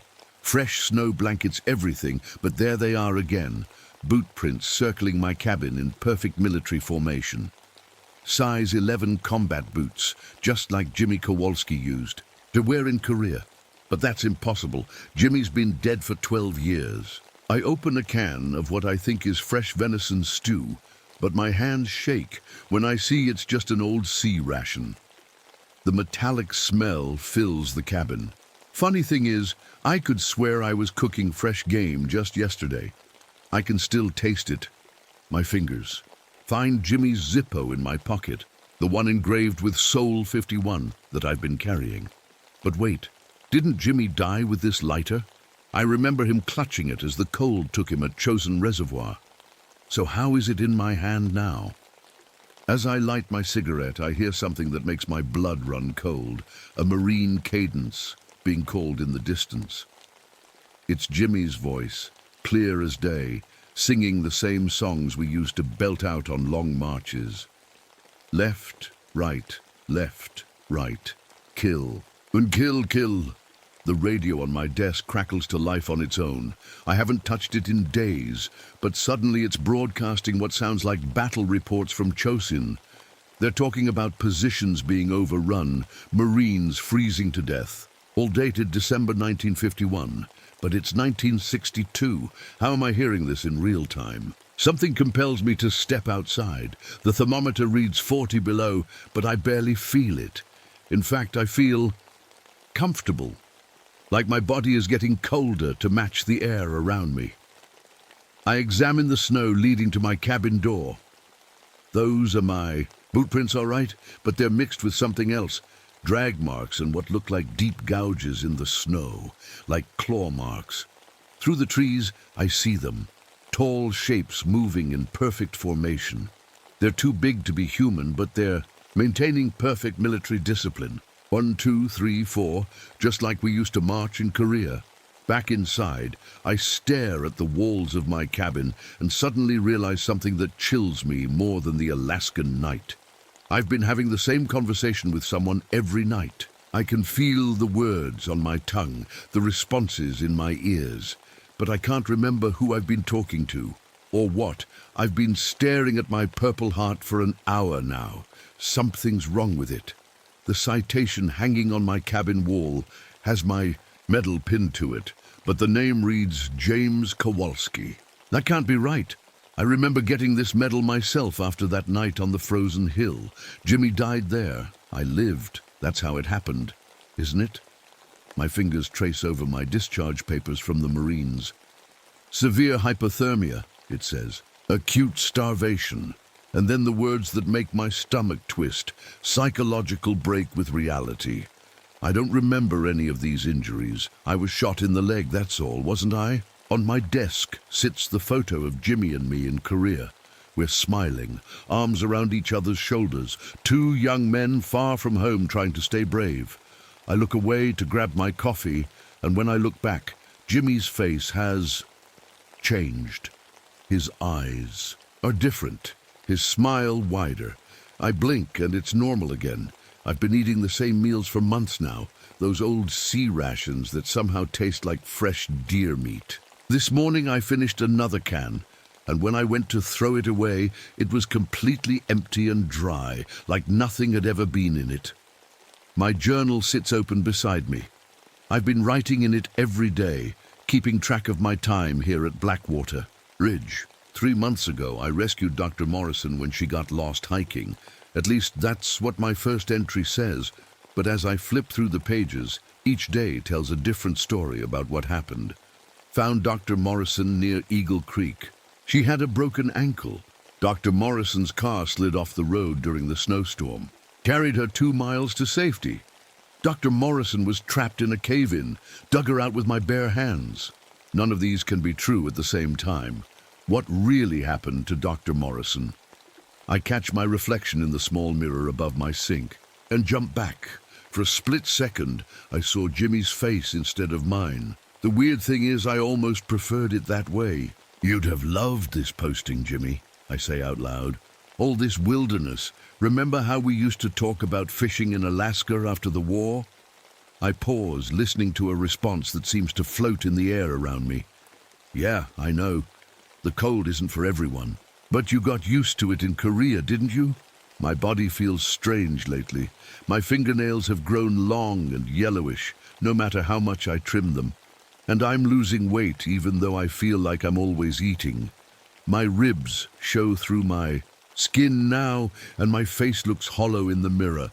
I try to remember the hikers I've helped since I've been stationed here. I know I've been doing my job, protecting people, rescuing them when they get lost in the wilderness. But when I try to picture their faces, all I can remember is the taste in my mouth afterward. A taste like salvation. Dr. Morrison sits in the corner of my cabin watching me. She hasn't moved in hours. She hasn't blinked. She's been dead for 3 months. I know this, somewhere deep in my mind, but I still talk to her like she's alive. Would you like some coffee, Doctor? I ask, pouring a cup. Her head nods, her smile stretching across her decomposing face. When I look directly at her, she seems almost normal. When I look away, out of the corner of my eye, she's something else entirely. I don't want to remember what happened that first week after I found her. The storm had been bad. Food was running low. She was injured. I was so hungry. I was just so hungry. This morning, I found fresh meat hanging in the back room of my cabin. Human arms and legs, neatly prepared like a butcher would do. A small card was pinned to one. Jimmy's favorite. My stomach growled at the sight, but I don't remember hunting. I don't remember preparing any of this. The constant pain in my gut has become my closest companion. It feels like my stomach is eating itself from the inside out. The doctors in my discharge papers called it acute starvation. But I eat all the time. I'm always eating. Why am I still so hungry? The radio crackles on again. It's my own voice, coming through the static. Ranger Ashworth reporting successful rescue of the Harrison family. All 4 members found alive at Copper Creek, returning to base now. But I never rescued any Harrison family, and the voice continues, describing how I tracked them for days, how their meat will last through the winter, how their bones will make fine tools. I look down at my arms and see the bite marks. They match my teeth perfectly. I don't remember biting myself, but the marks are fresh, still wet with saliva. Something is happening to me. Something is changing me. Every night, Jimmy's voice gets louder in my head. Marines feed the Brotherhood, Tommy, he whispers. The only way we can be together again is through shared consumption. You know that, right? You've always known that. I find myself nodding, agreeing with him. It makes perfect sense when he explains it. We honor the dead by taking them into ourselves. We keep them alive that way. The radio equipment sits on my desk, the microphone. In my hand, though, I don't remember picking it up. I've been broadcasting fake distress calls on emergency frequencies, calling for help, calling for rescuers, calling for food. I hear their replies sometimes. People promising to come find me, to save me. They sound so concerned, so eager to help. My mouth waters as I listen to their voices. The hunger isn't something supernatural or magical. I'm starting to understand that now. It's just my mind finding a way to live with what I've become. A monster needs a reason to kill. My reason is hunger. Dr. Morrison smiles at me from her chair, bits of her face flaking off as she nods in agreement. You're not real, I tell her. Neither are you. Not anymore, she says, speaking for the first time in months. You died with Jimmy at Chosin. Everything since then has been the long transformation. I shake my head, trying to clear it. Something is coming. Something is getting closer. I can feel it moving through the trees toward my cabin. It's been waiting 12 years to find me, and it's finally here. The forest goes quiet as the sun sets behind the mountains. No birds, no wind, just silence and the sound of my own breathing. Then I hear it, footsteps in the snow, heavy and measured military precision. I grab my rifle and move to the window. What I see makes me drop the gun with a clatter. Jimmy Kowalski is walking out of the forest, but he's not the Jimmy I remember. He's tall now, impossibly tall, at least 9 feet. His old Marine uniform hangs in tatters on his stretched-out body. His arms are too long, his fingers ending in yellowish claws like mine are becoming. His face is still Jimmy's, but all wrong, the jaw too wide, the eyes sunken and yellow. I back away from the window, but I know it's too late. He's seen me. "Tommy!" he calls, his voice shifting between the Jimmy I knew and something deeper, something that seems to vibrate in my bones. "Tommy, open up. It's cold out here, buddy." I find myself moving to the door, unlocking it. I can't stop myself. Jimmy, or what used to be Jimmy, has to duck low to enter my cabin. He smells like blood and pine, needles and Korea. "Look at you," he says, smiling with too many teeth. "You're almost ready." Ready for what? My voice sounds small. "You know what?" he says, sitting down in the chair where Dr. Morrison had been. "She's gone now. We talked about it in that foxhole outside Hagaroo-Ree. Remember? The night it was so cold our tears froze on our faces?" I do remember. I remember Jimmy saying something about the old tales his grandmother used to tell him, about creatures that lived in the high, cold places of the world, creatures that were always hungry. You died, I whisper. I saw you die. Jimmy shakes his head.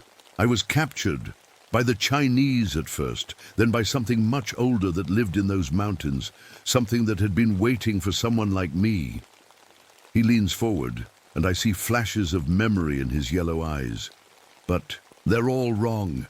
I see Jimmy and me sharing rations, but instead of sea rations, we're eating pieces of our fallen friends. I see us huddled for warmth, but we're cracking bones to suck out the marrow. You've been feeding me for months, Tommy, Jimmy says, his voice almost gentle, keeping me strong enough to find you, sending me parts of yourself and parts of others. I could feel you calling me. I shake my head, trying to deny it, but deep down I know it's true. The hunger that's been consuming me, it wasn't just mine. It was Jimmy's too. We've been connected somehow, across thousands of miles. Every person you rescued became part of our unit, Jimmy explains. They're all still here, parts of them anyway. I look around the cabin, suddenly seeing shapes in the shadows, human shapes, but twisted and wrong, waiting and watching. You're almost one of us now, Jimmy says. Every meal brings you closer. Your body is changing. You've felt it, haven't you? The cold doesn't bother you anymore. The hunger never stops. You're stronger than you've ever been. He reaches out one long, clawed hand and gently touches my face. His skin is ice cold. We can be together again, Tommy. All of us, the whole squad, forever. I look into his eyes and see myself reflected there. But it's not my human face anymore. My features are sharp and hungry. My eyes yellow like his. Your transformation is almost complete, Jimmy says. Just one more step. What step? I ask, though I already know the answer. Jimmy smiles, his teeth gleaming in the dim light of my cabin. You have to choose it, Tommy. Choose to join the hunt. Choose Brotherhood Eternal. Outside, I hear the radio crackle again. A voice responds to my fake distress call. This is search and rescue responding to Blackwater Ridge. Ranger Ashworth, do you copy? We're on our way to your position. ETA 2 hours. Jimmy's smile grows wider. Perfect timing, he says. Your final meal is on its way. I back away from Jimmy, my hand finding my rifle again. I raise it, pointing it at the thing wearing my best friend's face. I can't let you hurt anyone else, I say, my voice shaking. Jimmy just laughs. You've already hurt them, Tommy. All those people you rescued. Look around you. For the first time, I really see my cabin for what it has become. The walls aren't covered with maps and reports like I thought. They're covered with names, dates, descriptions. Harrison family, February 12th. 4 portions, Linda Baker. March 3rd. Lean meat, good liver. Jensen Brothers, March 17th. Too tough, save for emergency. My cabin isn't a ranger station, it's a processing ground, a place where I've been preparing my victims for months. I drop to my knees, the rifle clattering to the floor. What have I done? I whisper.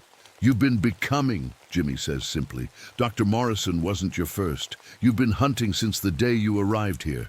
No, I shake my head. I'm a ranger. I save people. You were a ranger, Jimmy corrects me. Now you're something better. Your training made you perfect for this. You know these woods, you know how to track, how to lure people in, you know how to hunt. I don't want this, I say, but even as the words leave my mouth, I feel the hunger growing, gnawing at my insides. It's too late, Jimmy says. You made your choice months ago when you first tasted human flesh. The question now isn't whether you'll be a monster or a man. That ship has sailed. He kneels in front of me, his massive frame making the floorboards creak. The question is whether you'll be a lonely monster, slowly going mad as you hunt alone in these woods until the end of time, or whether you'll join me, join us, your brothers, your family. I see 2 futures stretching out before me. In one, I roam these woods alone, a creature of endless hunger and isolation. In the other, I hunt with Jimmy and the others, part of something larger than myself, a twisted kind of brotherhood, but brotherhood nonetheless. You're trying to save me, I realize suddenly. Jimmy nods. That's what brothers do. We never leave each other behind, remember? I remember. Promising Jimmy I'd get him home as he lay dying in the snow at Chosin. I failed him then. My hand finds my pistol. One bullet, one chance to end this before I hurt anyone else. I press the barrel against my temple and pull the trigger. The gun fires, but I feel nothing. The bullet passes through my changed flesh. Without effect. Jimmy doesn't even flinch. You're already too far gone to die that way, he says softly. You're one of us now. Outside I hear the search and rescue team's helicopter approaching, fresh meat coming right to our door. Jimmy stands, extending his hand to me. Last chance, Tommy? What's it gonna be? Lonely madness or brotherhood eternal? I look at his hand. The same hand that once pulled me from a burning transport in Korea. The same hand that shared the last of his rations with me when we were starving. I take it. As Jimmy pulls me to my feet, I feel the last of my humanity slip away. The hunger is all that remains now, the endless gnawing hunger, but at least I won't face it alone. We step outside into the snowy night, two Wendigos where once two Marines stood. Jimmy begins to broadcast a distress call, his voice a perfect imitation of human fear. Mayday, Mayday! This is Ranger Ashworth at Blackwater Ridge. Survivors found. Need immediate extraction. The helicopter changes course, heading straight for us. I can almost taste the warm flesh already. Later, I'll write it all down in my journal. Another successful rescue mission. More lives saved by Ranger Thomas Ashworth, dedicated public servant. The entries will never mention the screams, the blood, the feeding. They'll record only what the remaining human part of my mind can bear to remember.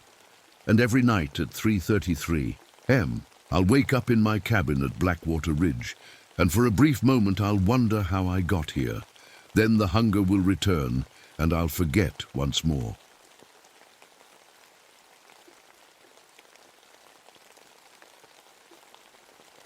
My name is Vincent Ramirez.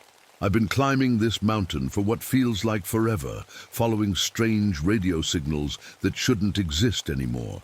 The static breaks sometimes, and I hear voices using codes that the Denver PD stopped using. In the 70s, I'm 42 years old, at least I think I am. Time feels slippery here. The trail up Copper Mountain should be beautiful, but something's wrong. The markers along the path aren't normal. Each wooden post has numbers carved into it, badge numbers, police badge numbers. I recognize some of them, officers who died years ago, but others, the dates go decades into the future. How is that possible? Even the wildflowers seem off. The purple lupine and red paintbrush aren't growing naturally. They're arranged in perfect patterns like evidence markers at a crime scene. I've worked enough murder investigations to know what that looks like. My old police radio crackles to life again. I keep it with me, though I left the force years ago. Detective Ramirez, we need you at 3rd and Main. Homicide, your primary. I stopped walking. That address doesn't exist yet. They're building it now. The construction only started last month. The air tastes like pennies. People say that's normal at high altitude, but I know better. It's the copper in the mountain. Old miners used to say it amplifies things, radio signals, thoughts, maybe even time itself. Dark clouds gather overhead, swirling in a pattern I recognize. It's the exact shape of the gang territories I mapped during my years in narcotics. That can't be coincidence. A golden eagle circles above me, beautiful bird. But when it cries out, I hear police sirens instead of an eagle's call. I watch it fly, tracing a perfect route through the sky, the same patrol route I walked for 6 years as a beat cop. I sit on a rock to catch my breath and check my journal. My handwriting fills every page, detailing my climb up this mountain. But that's impossible. This is my first time here, isn't it? The dates show I've been climbing this same path every day for weeks, but in my mind, each time was a different case. The path ahead looks dangerous, not because of loose rocks or steep drops, but because I can't tell how far away anything is. It's like looking through someone else's eyes. My head pounds with voices that sound too much like my own, calling from all directions as the sun begins to set. Vincent, this way. No, over here. You're getting closer. I've been a cop long enough to know when something's wrong, and everything about Copper Mountain is wrong, but I keep climbing anyway. I have to find the Henderson family before darkness falls. At least that's what I tell myself. I thought I was tracking the Henderson family. That's what I wrote in my case notes. Missing campers, last seen 3 days ago. But something's not adding up. Every time I check my old police badge, I see a different face in the reflection, but it's always me, just different somehow, like versions of myself from other cases, other times. I found an old file in my backpack this morning. It lists officers who died on duty in this area. The names go back to 1952, and what scares me is that my name appears over and over. Vincent Ramirez died 1952. Vincent Ramirez died 1967. Vincent Ramirez died 1985. How is that possible? The truth is, I'm not the good cop people think I am. When my daughter Maria got sick with leukemia, the medical bills crushed me. The health. Insurance wouldn't cover the treatment she needed. So when a drug dealer offered me money to look the other way, I took it. Then I took more. I told myself it was for Maria, that I had no choice. But that doesn't make it right. What's strange is that I've been 42 for a long time now. Too long. My last birthday was 12 years ago, but I haven't aged a day. It's like I'm stuck, replaying the worst mistake of my life over and over. In my pocket, I carry an old rosary. The beads are smooth from years of worried fingers. It didn't belong to me originally. It was Officer Samuel Hendricks's. He died on this mountain in 1973. Somehow, his things found their way to me, along with whatever curse he carried. I left police work to become a forest ranger. I thought it would be peaceful. Just me and the trees and the quiet. But the mountain had other plans. Once you wear a badge, the mountain makes sure you're always hunting something. Or maybe something's hunting you. As I walk, I know exactly where to look, which trails to check. But it's not from ranger training. It's like I can feel the thoughts of every cop who ever walked these paths. Their knowledge flows through me, showing me where to go. The hardest part is thinking about Maria. I have a picture of her in my wallet, her smile, missing 2 front teeth. But when I try to remember what happened after her treatments, my mind goes foggy. Deep down, I know the truth I can't face. The money I took, the crimes I ignored, they didn't save her. She died anyway. And now my guilt follows me like a shadow. The missing persons reports in my pack, the Hendersons, the Millers, the Patels. I'm starting to think they're all the same case, my case, different names, different times, but always me searching for myself, trying to find the piece of me that got lost when I crossed that line years ago. The sun is getting low now. I need to find that campsite before dark, but I'm not sure what scares me more, finding the Hendersons or finding out they were never real in the first place. I found the Henderson campsite just before sunset. A blue tent, cooking gear scattered around, backpacks leaning against a tree. But something feels wrong. The sleeping bags are laid out in the exact same pattern as my own apartment floor plan. The coffee mug by the cold fire pit has the same chip as the one on my desk at home. "Hello?" I call out. "Mr. Henderson? Bobby?" Only my echo answers back. I kneel to check some tracks in the soft dirt, animal prints, large ones, like a wolf or a big dog, but different. The front paws have what look like thumbs. That's not possible. But as I trace the outline with my finger, I realize with a chill that they match the shape of human hands, crawling on all fours. Caught on a branch nearby, I find tufts of grey-black fur. I reach for it, thinking it might be from whatever animal left the tracks. But when I touch it, the texture is wrong. It's not fur at all. It's fabric, frayed and dirty, the same color as my old police uniform. I walk a little farther and stop cold. There's a circle of bones arranged on a flat rock, human bones. They're laid out in a perfect star pattern, like someone was trying to send a message. These aren't the Hendersons. These bones are old, weathered. I've seen enough remains to know they've been here for years. Next to the fire pit, there's food in sealed containers, untouched. Not a bite taken.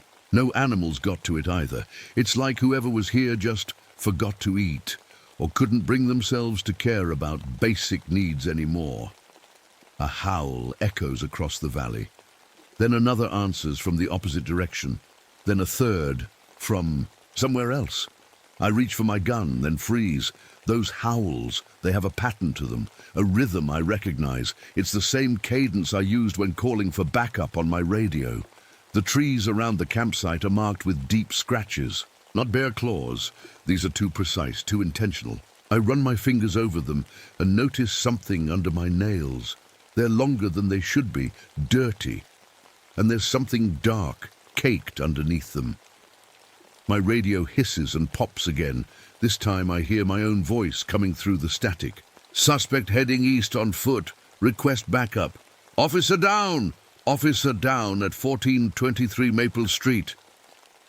Detective Ramirez requesting crime scene unit. But I never said those things. At least not today. Some of those calls are from cases I worked years ago. Others I don't recognize at all. The air suddenly gets colder. Much colder than it should be for this time of year. My breath fogs in front of me. It's like all the heat just got sucked away in an instant. Following a hunch, I check the area around the campsite more carefully. I find clothes scattered in a line leading into the woods. A child's blue jacket, a woman's hiking boot, a man's flannel shirt. The Henderson family. But when I look closer, each item seems familiar. The shirt has the same tear as one I owned years ago. The boot matches one I remember my ex-wife wearing. What's happening to me? Am I losing my mind? Or is the mountain showing me something I don't want to see? As darkness falls completely, I set up my flashlight to keep watch. In its beam, I could swear I see a small boy standing at the edge of the trees. But when I blink, he's gone. Bobby, I whisper. Bobby Henderson. The wind picks up, carrying what sounds like a child's laughter. And suddenly I'm more afraid than I've ever been in my life. Morning comes, but it doesn't feel right. The sun rises, but the light seems weak, like it's struggling to break through something more than just clouds. That's when I see him, a small boy, maybe 8 years old, standing by the edge of the clearing, brown hair, red t-shirt, dirt on his knees. He watches me without blinking. Bobby, I call out. Bobby Henderson? He doesn't run away this time. He just stares at me with eyes that know too much. You're not supposed to be here yet, he says. But the voice doesn't match his body. It's too deep, too familiar. He speaks a mix of English and Spanish slang I used to hear during undercover drug busts. Where's your family? I ask, stepping closer. Are they okay? Bobby tilts his head. They're with you, Detective Ramirez. They've always been with you. A twig snaps in the forest behind him, then another and another. Something's coming. 6 shapes emerge from the trees. At first glance, they look like men, tall men in torn, dirty clothes. But as they step into the clearing, I see they're not men at all, not anymore. They walk on 2 legs, but could drop to all 4s in an instant. Their faces are stretched into muzzles filled with sharp teeth. Grey-black fur covers their bodies, but patches of human skin show through. And their eyes, yellow eyes that shine. With a terrible intelligence, I know these eyes. Rodriguez, Franklin, I whisper, recognizing the first 2. Martinez, Collins. They were cops, my academy classmates. All dead now, or so I thought. The largest one steps forward. Even with The monstrous changes. I'd know that face anywhere. Santos, I say, my voice breaking. Luis Santos, my partner for 6 years. The one who died during a drug bust that went wrong because I had warned the dealers. Because they paid me to. The creatures don't speak, but I hear them anyway. Their thoughts push into my mind like radio signals breaking through static. You left us to die, Vincent. You chose money over your oath. Over us. Over her. Bobby steps between us. They've been waiting for you. We all have. What are you, I ask, though I already know the answer makes no sense. What is this place? The mountain chooses, Bobby says. It finds the broken ones, the ones who betrayed their badge, their oath. He points to the creatures. They came before you. Now they're the Brotherhood. Santos, the thing that was once Santos, steps forward. His yellow eyes lock with mine. We are what corruption makes, Vincent. What it always makes. In the end, through our connection, I see flashes of memories, not just mine, but theirs too. How Santos discovered my deals with the drug lords, how he was going to report me, how I made sure he was first through the door that night, knowing what waited on the other side. I didn't mean for anyone to die, I whisper. But we did die. Vincent, all of us, and the mountain called us. Bobby walks to my side. They're connected now, a pack mind. And they've been calling others like you, corrupt cops, the ones who broke their promise to protect and serve. Why? My hand inches toward my gun. To give them a choice, the same choice you have now. Santos looks at Bobby, and suddenly I understand. Bobby isn't real, not in the normal sense. He's me, the innocent part of me, the child I was before I let greed and fear corrupt me. The pack surrounds us now, moving with perfect coordination. They know every tactic, every move I might make. Because they were trained just like me. Because they are me in a way, different versions of the same broken promise. What choice? I ask, though I already know. Bobby takes my hand. His small fingers are ice cold. To save what matters most, even if it costs you everything. Behind him, Santos bares his teeth in what might be a smile. Time to decide, detective. Time to show us who you really are. The pack moves closer, their breath fogging in the cold mountain air. I draw my gun, but it feels useless. How do you shoot a nightmare? Stay behind me, Bobby, I say, though some part of me knows he isn't real. Not exactly, Bobby shakes his head. You can't protect me that way, Vincent. Santos lunges forward suddenly, faster than any human could move. I fire a warning shot into the air, but the pack doesn't even flinch. They've been shot at before. They know bullets don't fix what's broken inside us. What do you want from me? I shout, backing away. Bobby speaks in that strange adult voice. They want to know if you'll make the same choice again, if you'll sacrifice the innocent to save yourself. The pack spreads out, using the same flanking maneuver I taught Santos years ago. They know every move I'll make before I make it. I reach for my emergency flare and light it. The bright red glow creates a circle of light around us. The pack hesitates at the edge of the light, their yellow eyes reflecting the flame. Maria died because of me, didn't she? I ask Bobby. Finally, understanding. The money I took, the treatments it paid for, the drugs were contaminated, Bobby says. The same dealers you protected cut corners everywhere. Even with the medicine they sold, you chose wrong, Vincent, and she paid the price. The flare won't last long. Already it's burning down, the circle of light shrinking. Santos moves like a shadow darting in to grab Bobby. Before I can react, he has the boy by the arm, dragging him toward the darkness. Choose, Vincent, Bobby cries out. This time choose right. I raise my gun, but Santos is using Bobby as a shield. It's the same impossible choice, myself or the innocent, my safety or my soul.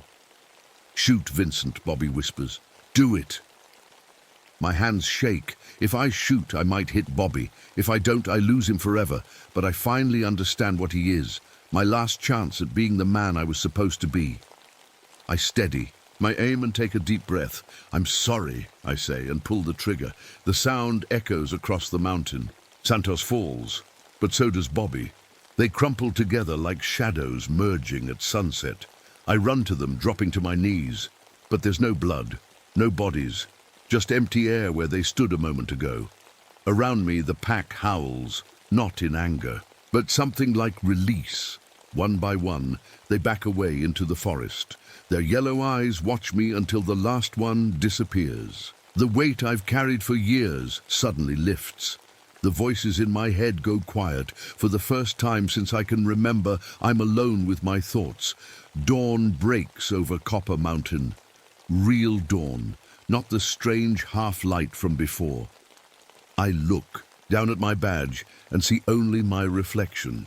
Just one version of me, not the many faces that haunted me before. I understand now. The mountain doesn't trap us here. We trap ourselves, caught in loops of our own guilt and regret. The Brotherhood isn't here to punish. They're here to test, to see if we can break the cycle. As I pack up my gear, I find Santos' old badge in my backpack. Somehow I know what I need to do. I place it on a stone cairn with a silent promise to do better. I'm halfway down the mountain when I hear it. A police radio crackling to life somewhere in the forest. A new voice, lost and confused. Another detective climbing Copper Mountain, following impossible leads. I stop and turn around. The Brotherhood will test them too. But maybe this time they'll have help. Maybe this time I can guide them toward redemption instead of watching them fall. "I'm coming," I whisper to the mountain. "I'm coming to help." The cycle isn't broken, it's just changed, and so have I.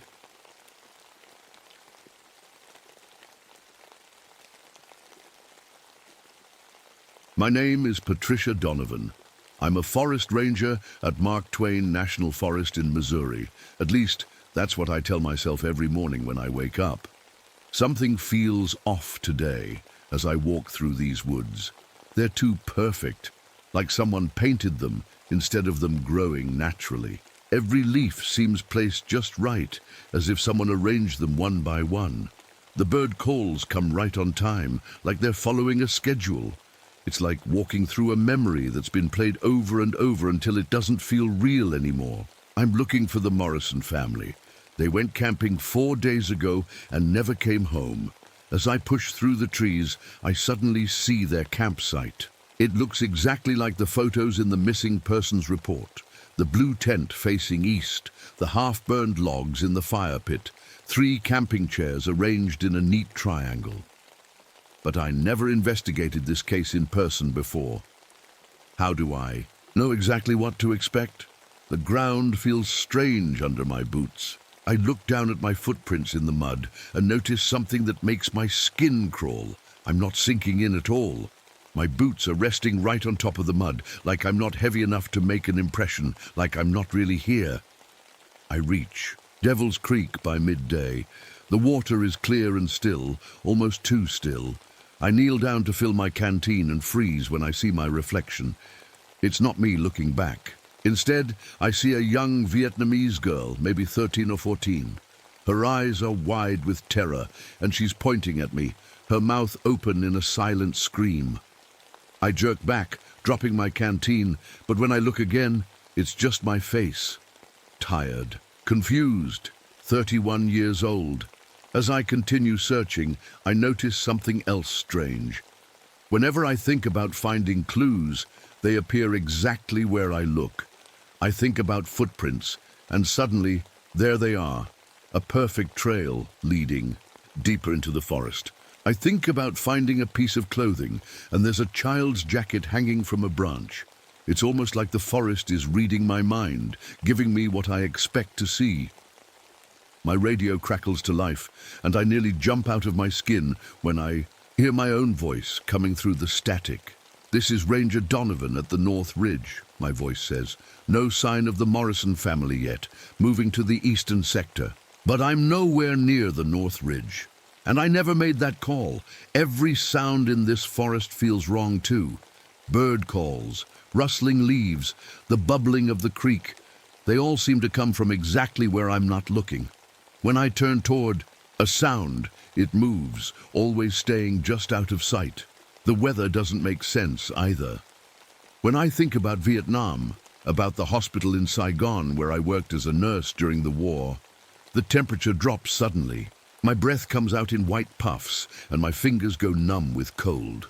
But when I focus on my ranger duties, warmth returns. It's like the temperature changes with my mood, not with normal weather patterns. By what should be late afternoon, I realize something else disturbing. I haven't eaten all day. I haven't taken a single sip of water. I've been hiking for hours through rough terrain, but I'm not tired or hungry or thirsty. And the strangest thing of all, the sun hasn't moved. Not 1 inch. It's frozen in the same position it was when I started my search this morning. The exact position it was 3 months ago when No, that can't be right. I'm Ranger Patricia Donovan. I'm searching for a missing family. But if that's true, why does the sun look exactly like it did that day in the Saigon hospital when everything went dark? I've been a forest ranger for 3 years now. At least that's what I remember. After Vietnam, I needed peace. The forest gives me that. No more screams, no more blood, no more losing people I tried to save. I pull out my Ranger ID card and stare at it. Something catches my eye that I never noticed before. Under my photo, where it should list my start date, there's different text. It says, Patricia Donovan, deceased, St. Louis Veterans Hospital. My hands start to shake. I blink hard, and when I look again, the card shows my normal ranger information. Must be my eyes playing tricks on me. The PTSD does that sometimes. I try to remember my first day as a ranger, the training room, the instructors, learning about forest plants and wildlife. But the memory keeps slipping. Instead, I see a classroom with medical diagrams. I see myself in scrubs, learning how to insert IVs and treat wounds. That was medical school, not ranger training. Why am I mixing them up? My hands won't stop shaking. I try to grab my water bottle, but my fingers pass through it at first, like I'm trying to grab a hologram. It takes 3 tries before I can pick it up. You okay there, Patty? Asks a voice. I look up to see Michael. My heart warms at the sight of him. Michael Torres, my fiancé. We're getting married next spring, once he finishes his tour of duty. I'm fine, I tell him. Just tired. But something's wrong. Michael's face keeps changing. 1 second, he's the man I love, with his warm brown eyes and crooked smile. The next second, he's a young soldier I treated in Saigon with half his face burned away. Then he's someone else. Then someone else, like he's made up of different faces that won't stay still. You need to keep looking, Michael says. The Morrison family is counting on you. I nod, but my mind wanders to the trees around me. That oak looks like it has jaundice. The maple's branches droop like they have low blood pressure. I find myself checking a pine tree's pulse, pressing my fingers against the bark like it's a wrist. What are you doing? Michael asks. I'm not sure, I admit. I keep thinking like a nurse instead of a ranger. You were never a nurse, Michael says, but his voice sounds hollow, like it's coming from far away. I try to remember my biggest success as a nurse. Private Jenkins, he had stepped on a mine, lost so much blood. Everyone said he wouldn't make it, but I worked on him for hours. I remember his eyes opening, his weak smile when he realized he was alive. You saved him, I whisper. Who? Michael asks. Jenkins. Remember I told you about him. The miracle. Case. Michael looks sad. Patty. Private Jenkins died. They all died. You couldn't save any of them. That's not true, I shout, but when I turn to face him, Michael is gone. Instead, there's a woman in a white coat standing there. She looks familiar. How are you feeling today, Patricia? She asks, writing something on a clipboard. I'm fine, just continuing my search, I say. The Morrisons have been missing for 4 days. The Morrisons, she repeats, nodding. Of course. And how long have you been a ranger now? 3 years, I answer automatically. She writes something else down. That's wonderful. And are you still seeing things that aren't there? I'm not seeing things, I snap. I'm doing my job. The woman nods and starts to walk away. As she does, her white coat transforms into ranger khakis. She turns and waves. Good luck with your search, Ranger Donovan. I wave back, confused. Who was that, another ranger? A doctor? Why can't I remember? I pull out my map and try to focus. The search area is marked in red, but as I stare at it, the map changes. It becomes a hospital floor plan with my location marked as Room 302, ICU. I blink, and it's a forest map again. My hands are still shaking. I look at the sun, still frozen in the same spot. A terrible thought hits me. What if I'm not really here in this forest? What if I'm somewhere else, dreaming all this? No, that can't be right. I'm Ranger Patricia Donovan. I have a job to do. People are counting on me. I put the map away and keep walking, ignoring the way my feet don't quite touch the ground, the way sounds move when I'm not looking, the way Michael's face couldn't stay the same. I have to find the Morrisons. I have to rescue them, because if I can't rescue them, what good am I? I push deeper into the forest, following what I think are tracks from the Morrison family. The file said there were 4 of them. Mom, Dad, and 2 kids. They came for a weekend camping trip and never checked out. I find a clearing that must be where they stayed. There's a tent, a cooler, and some camping chairs. But something's off about it all. The tent isn't forest green like I expected, but hospital white. The chairs look more like the ones in waiting rooms than camping gear. Hello, I call out. Jennifer? Mr. and Mrs. Morrison? A weak voice answers from inside the tent. Help! Please! I rush forward and unzip the tent. Inside, I find a teenage girl lying on a sleeping bag. Her skin is pale, almost grey. Her eyes are closed, but her lips are moving slightly. Jennifer? I ask. Jennifer Morrison. Her eyes flutter open. They're cloudy, unfocused. Who are you? She whispers. I'm Ranger Donovan. I'm here to help. She tries to sit up but can't. I was in a car, she says. Dad was driving. There were bright lights. Then nothing. You're in the forest now, I tell her, but even as I say it, I'm not sure it's true. The tent walls keep flickering, sometimes looking like white hospital curtains. I notice strange marks on the ground around her sleeping bag. They look like claw marks, deep scratches in the dirt. But when I touch them, they feel like paper. They sound like paper too, crinkling under my fingers. I pull out my flashlight to get a better look, but it won't turn on. Neither will my radio or GPS. All my equipment is dead. The monster did that, Jennifer whispers. What monster? I ask. The one that walks the halls at night. The one that keeps us here. From outside the tent, I hear voices calling for help. Not just one voice, but many.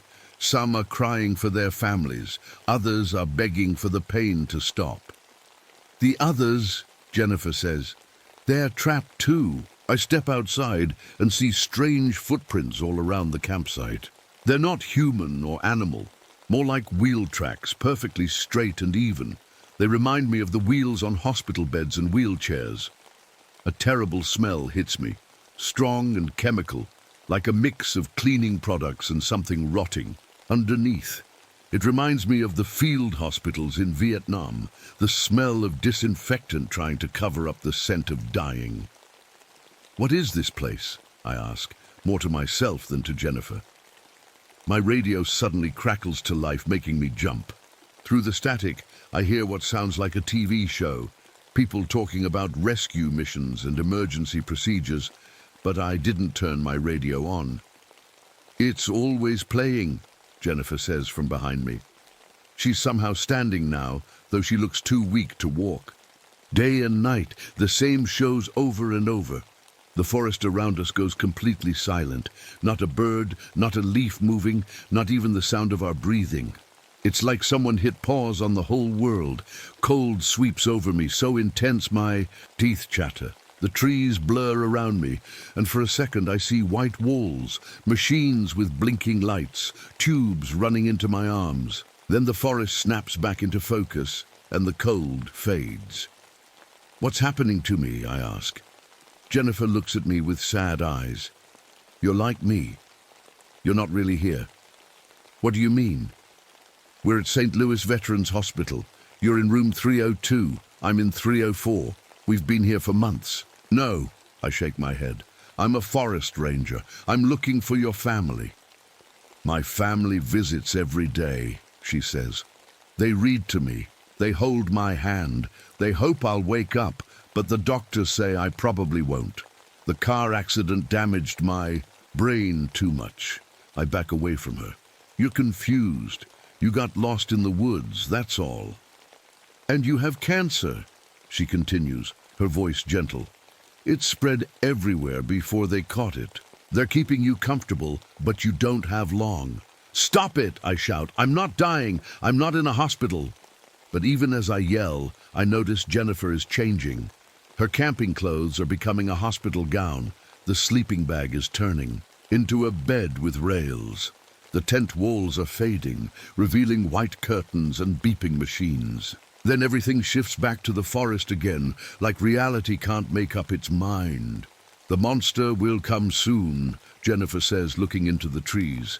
"It always does when we start to see the truth." "What monster?" I ask again, my voice shaking. "The one that's trying to help us," she says. "The one that wants us to let go." The voices calling for help grow louder. The wheel tracks in the dirt multiply, crisscrossing the entire campsite. The smell of disinfectant becomes overwhelming, and somewhere in the distance, something large moves through the trees, coming straight for us. The trees part, and a figure steps into the clearing. At first, I think it's a person wearing green scrubs and a white mask. Then my vision shifts, and I see something else entirely. Tall, hairy, with long arms and glowing eyes. The Fook monster from local legends. "Stay back," I warn, reaching for my gun, but my holster is empty. The creature stops at the edge of the campsite. It tilts its head, studying me. Then it speaks with Jennifer's voice. "They're reading to me again," it says, the words coming from a mouth that doesn't move. "My favorite book about the ocean. Dad thinks I can hear him." I look back at the tent, but Jennifer is gone. "What did you do to her?" I demand. The creature shifts, its form blurring. Now it looks like a doctor, clipboard in hand. Now it's back to the monster. Now it's a nurse checking an IV bag. "Jennifer is where she's always been," it says, this time in a man's voice. "Room 304. Brain activity minimal but present. Family. Visits daily." "Who are you?" I ask, backing away. "I'm Dr. Reeves," it says. Then it corrects itself. "I'm Nurse Chen. I'm Chaplain Wilson." Its form keeps changing with each name. "I'm everyone who's trying to help you, Patricia." My back hits a tree. "Help me how?" The creature comes closer. As it does, the forest around us wavers like a mirage in heat. Trees become walls. The ground becomes tiled floor. For a few seconds, I see a hospital room, machines beeping, tubes running into a thin body on a bed. Then the forest snaps back. "You're dying, Patricia," the creature says gently. "You've been dying for months. Cancer, stage 4. You've been unconscious for the last 3 weeks." "No," I shake my head. "I'm a forest ranger. I'm looking for the Morrisons. Yes, we know." The creature gestures around the campsite. "But they're not lost in any forest. Jennifer Morrison is in the room next to yours. Her parents are the voices you hear reading through the wall." The creature's form settles into something between monster and human, wearing a doctor's white coat, but with the Fook monster's hairy face and hands. "Your mind created this forest," it continues. "You didn't want to be a nurse anymore after Vietnam, too much responsibility, too much guilt when people died. So you became a ranger in your mind, someone who finds people after they're already lost, not someone who has to save them. You're lying, I say, but my voice sounds weak, even to my own ears. The creature shakes its head. I know your memories, Patricia. I know about Private Jenkins and the others. I know you blame yourself for not saving them. How could you know that? Because I've read your medical records, because your family told us about your nightmares, because I've been watching over you for months. The creature reaches out a hand, sometimes a monster's claw, sometimes a human hand, and touches my shoulder. Immediately, the forest around us dissolves completely. We're standing in a hospital room. In the bed lies a woman so thin and pale, she hardly looks human. Her head is bald, her cheeks sunken. Tubes and wires connect her to machines that beep and hum. With a shock, I recognize my own face in that dying woman. "This is you," the creature says. "The real you." I try to back away but hit the wall. No, this isn't real. It's the only real thing, Patricia. Everything else, the forest, the search, the missing family, that's the illusion. I reach into my pocket and find a syringe filled with clear liquid. My Ranger first aid kit has morphine for emergencies. I pull it out, my hand shaking. "Stay back," I warn. The creature, doctor, monster, shakes its head. "Morphine won't hurt me, Patricia, but in the real world you're pulling out. Your IV lines right now. The nurses will have to reinsert them. It causes you pain, though you can't express it." I look at the body in the bed. One of the tubes has been yanked out of her arm. A red alarm is flashing on one of the machines. "Why are you doing this to me?" I ask, tears running down my face. "I'm trying to help you," the creature says. Its voice is kind now, gentle. "You're trapped between worlds, not accepting death but not truly living either. It's causing you suffering. It's causing your family suffering." "My family?" The creature nods and gestures to the window of the hospital room. Through it, I can see what looks like a small chapel. People are sitting in rows, heads bowed. I recognize my mother, my brother, even my old nursing school friends. They've been keeping vigil for weeks, the creature explains. They can't move on while you're like this. They can't grieve properly. They're trapped, just like you. I stare at the dying woman in the bed, at myself, and feel something breaking inside me. The truth I've been running from for so long. "What do you want from me?" I whisper. The creature's form settles finally into something purely human. A doctor with kind eyes. "I want you to choose, Patricia. Keep fighting, keep living in your forest fantasy, keep everyone in this painful limbo. Or accept what's happening and find peace." The hospital room begins to fade, the forest returning around us. But it's different now, less solid, more like a painting that's still wet, the colors running together. "Think about it," the doctor monster says as it backs away into the trees. "I'll return for your answer." And then I'm alone again, standing between two worlds, the forest that never existed and the hospital room I've been trying to escape. I sit by the edge of Devil's Creek, watching the still water. The reflection shows the hospital room, not the forest.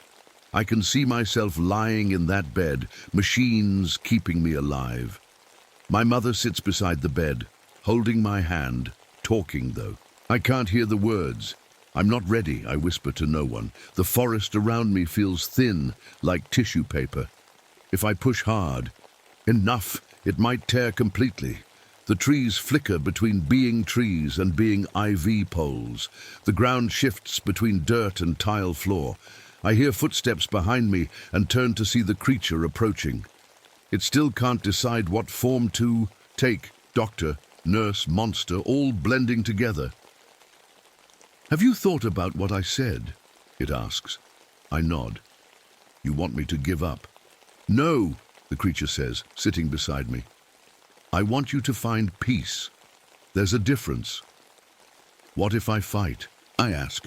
Or what if I keep searching for the Morrisons? The creature sighs. The Morrisons don't need to be found, Patricia. Jennifer is brain dead. The machines are keeping her body alive, but she's already gone. Her parents are deciding whether to let her go. And me?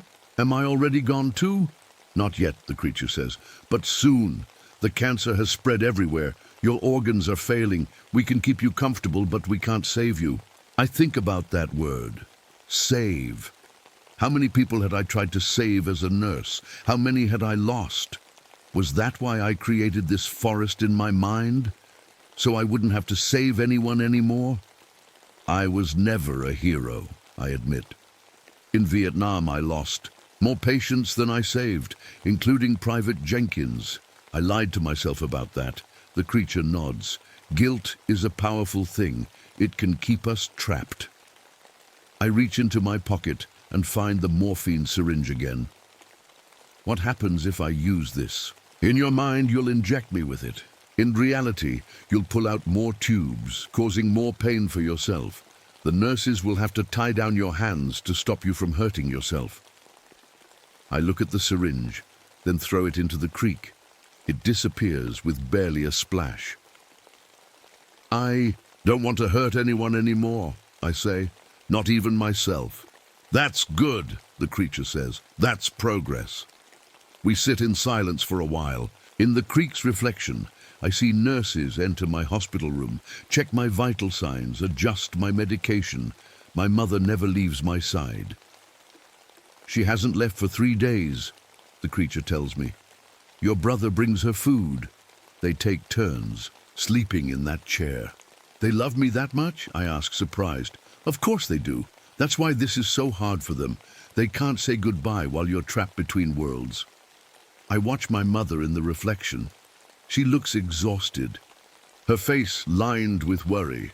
I never wanted to cause her pain. What do I need to do? I ask finally. The creature stands and offers its hand. Come with me. I want to show you something. I take its hand, sometimes furry and clawed, sometimes human, and let it lead me through the forest. We arrive at a clearing I haven't seen before. In the center stands a small wooden building that looks like a chapel. What's this? I ask. Open the door, the creature says. I push the door open and step inside. The interior shifts between a forest ranger station and a hospital chapel. Photos on the wall show the Morrison family. Jennifer, her parents, her little brother. But they're not camping photos. They're hospital photos, family portraits, school pictures. This is where Jennifer's family prays for her, the creature explains, and where your family prays for you. On a table in the center of the room lies a book. I open it and see it's a journal. My journal. The first entries are written in my handwriting, describing my days as a ranger. But the later pages are in different handwriting, my mother's, my brother's, even some old nursing colleagues. They write to you, the creature says. They tell you about their days, their memories of you, how much they love you. I flip through the pages, reading snippets. Remember when we went fishing at Clearwater Lake, Patty? You caught that huge bass and wouldn't stop talking about it for weeks. The doctors say you can probably hear us, so I'm going to keep talking to you, sis. I'm not giving up on you. Your favorite flowers are blooming in the garden. I brought some for your room. Tears roll down my cheeks as I read. They remember so much about me. Of course they do, the creature says. You matter to them. Your life mattered. I close the journal and look around the chapel or ranger station. What's the choice I need to make? The creature's form settles again into the doctor with kind eyes. You can keep fighting, keep everyone in limbo, keep suffering, or you can accept comfort care only, let nature take its course. Find peace, and let your family find peace too. Will it hurt? I ask, my voice small. No, the doctor monster promises. We'll make sure of that. I think about my forest, my ranger job, my search for the Morrisons. None of it was real. Just a story I told myself because I couldn't face the truth. If I let go, I ask, what happens to the forest?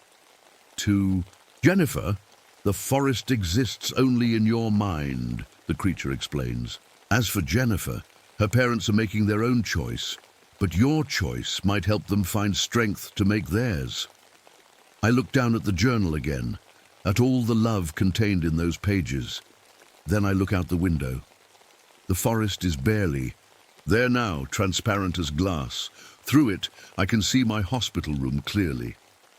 I think I'm ready, I say quietly. The creature nods.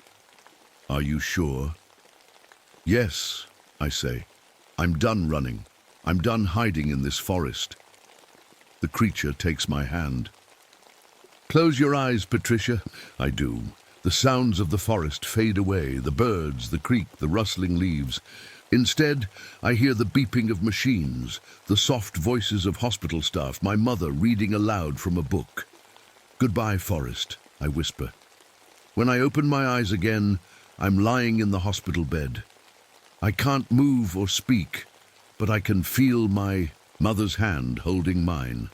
I can see her face, tired but full of love. The doctor, the real doctor, not the monster, stands at the foot of my bed. Mrs. Donovan, he says gently to my mother, we should discuss comfort care options. Your daughter's condition has worsened. My mother nods, tears in her eyes. She would want peace, she says. My Patty was always brave that way. I feel weightless suddenly, like I'm floating. The pain that's been my constant companion for months fades away. I close my eyes again, and for a moment I see the forest one last time. But it's different now, peaceful, not frightening.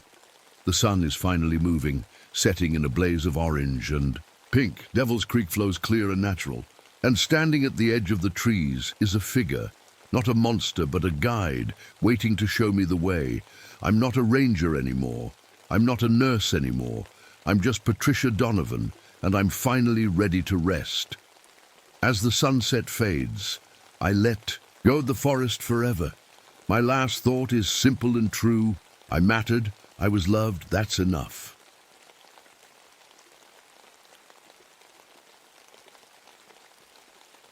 My name is Catherine Murphy, though most people just call me Kit. The forest around me doesn't look right. I've hiked these Montana trails for years, but today something's off. Some trees stand tall and green, full of life. Others are blackened, husks, burned in a fire I can't remember happening. Did it already burn? Will it burn tomorrow? Is it burning right now somewhere I can't see? The trail ahead keeps splitting. I look down one path and see myself completing that rescue mission in the Persian Gulf years ago. Everyone made it home alive. Down another path, I see what actually happened. The mission that went wrong and haunts me still. Down a third path is something else entirely. Something that never happened, but somehow feels just as real. I look up at Montana's big sky, the one that usually makes me feel so small and peaceful. But today the stars are wrong. Some parts show early morning light breaking over the Beartooth Wilderness. Other patches show midnight over the Persian Gulf. And some parts show a place I don't recognize at all. Every breath I take tastes strange. There's the smoky pine scent of forest fire, then the harsh chemical burn of aircraft fuel, and something else. Something rotten and wrong that I can't place. I check my pack. When I first look, it holds my standard hiking gear, water bottle, first aid kit, compass, protein bars. But when I blink, suddenly it's filled with military pararescue equipment, oxygen masks, medical supplies, rescue harnesses. The contents shift depending on which version of myself is doing the looking. A hawk circles overhead, and I freeze when I see its face. It's not a hawk's face at all. It's Sergeant David Kim looking down at me, the first airman I couldn't save. His eyes follow me as the bird circles, and its cry sounds exactly like the Arabic prayers I heard that night when everything went wrong. The wildflowers along the path bloom and die as I watch, speeding through their entire life cycle in seconds. Each one feels like a choice I've made, a path taken or abandoned. I see myself in each one, blooming, wilting, returning to the earth. The forest itself seems to recognize me. As I walk, the trees part to reveal ghostly images, every person I managed to save in my career floating alongside the faces of those I lost. They walk with me, silent companions on this strange journey. I look down at my footprints in the soft mud. The right print shows the tread of my hiking boot. The left print is from a military-issue boot.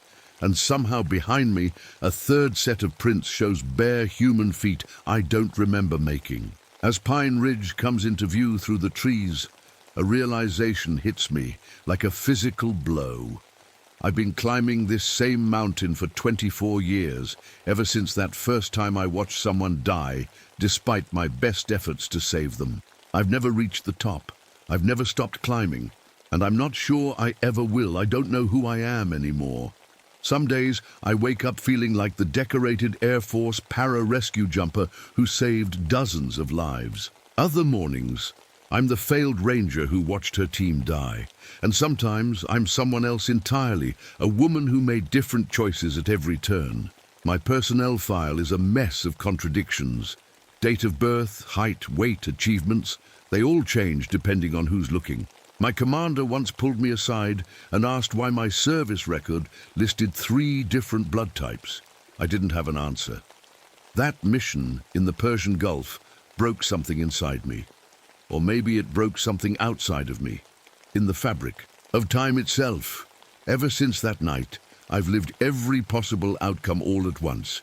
In some versions, everyone made it home. In others, I died with them, and here I am, somehow experiencing all of it simultaneously. At 35, my mind feels ancient. I have memories of living to old age, seeing grandchildren grow up.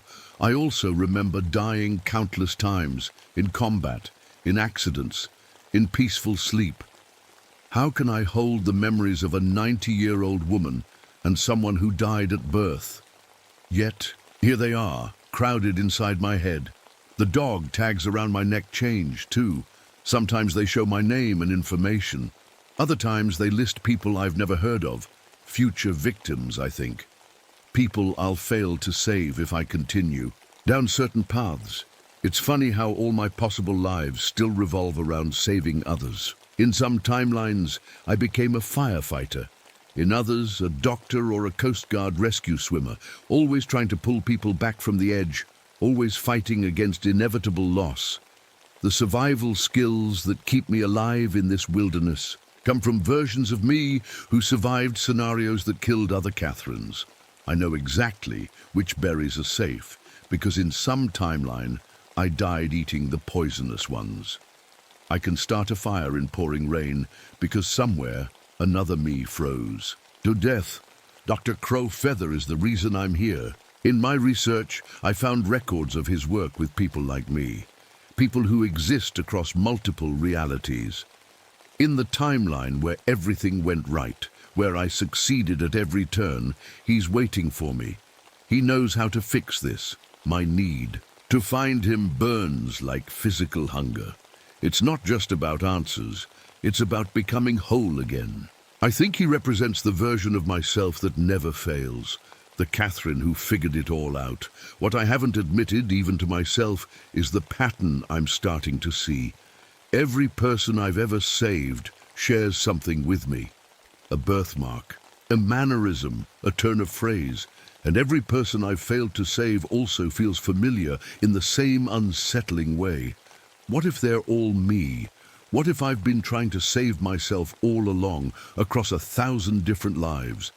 I finally found Dr. Crowfeather's research camp, but something's wrong. The site flickers before my eyes. One moment it's bustling with activity, tents erected, equipment humming, notes pinned to boards. Then I blink and it's abandoned, weathered tarps flapping in the wind, papers scattered. Blink again, and there's nothing at all, just untouched. Forest as if no one ever set foot here. His journal sits on a makeshift desk. I flip through pages of neat handwriting, notes about quantum displacement and timeline fractures. One entry catches my eye. The fractured woman who walks between worlds continues to appear in my dreams. I look away for a moment, and when I look back, the words have changed. Now it reads, "She doesn't know she's looking for herself." Another blink, and it's just weather observations and wildlife sightings. The footprints around the camp confuse me. Some are small, like a woman's. Others are larger, a man's boots, and some aren't human at all. I place my foot next to one print that matches my size exactly. As I watch, the impression deepens, as if someone invisible is standing there, pressing down harder. The trees surrounding the clearing bear strange marks, symbols carved into the bark. They look ritualistic, but something about them feels familiar. I trace one with my finger, and a memory surfaces of myself carving these same marks years ago, or years from now, trying to leave a message for myself. I find a camera hanging from a tent pole. The digital display shows photos of me. In one, I'm smiling, surrounded by my rescue team, everyone alive and well. In the next, I'm alone, covered in blood that isn't mine. In a third, I'm something else entirely. My features twisted, my eyes wrong. I drop the camera like it's burning my hands. A strange smell fills the air, the scent of decay, of something long dead. It follows me around the camp, strongest when I stand still, fading when I move. The horrible thought occurs to me, am I smelling my own decomposing body from a timeline where I never made it this far? My satellite phone won't work. Neither will my compass or GPS. The equipment works for brief moments, then fails, as if reality itself can't decide which set of physical laws to follow. How can a device function properly when operated by someone who exists in multiple states at once? The shadows around the camp move independently of their sources. A tree casts a shadow that reaches toward me rather than away from the sun. I see human silhouettes when no one is there. Are these other versions of me from adjacent timelines trying to warn me or guide me? Catherine, my name echoes through the forest, called in my own voice. I spin around, searching for the source. Catherine, don't trust what you see. The warning comes again, but I'm alone in the clearing.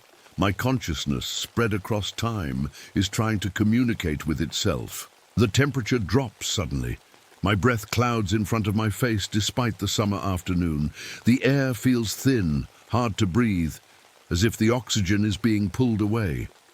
I realize what's happening. Multiple versions of me are occupying the same space, creating a paradox that drains energy from reality itself. I'm literally cooling the world around me just by existing. A figure emerges from between the trees. Dr. Crowfeather looks exactly as I imagined. Tall, with silver-streaked black hair and kind eyes behind wire-rimmed glasses. Too exactly, like he walked straight out of my mind. As he approaches, something seems off about his proportions. His arms hang slightly too long at his sides. His neck stretches a bit too far above his collar. It's subtle, but wrong, like looking at my reflection in a warped mirror. "Catherine Murphy," he says, his voice shifting mid-sentence from English to Farsi to Arabic, languages I heard during failed missions. "I've been waiting for you across many worlds." "You know who I am?" I ask, backing away slightly. "I know all versions of you," he replies.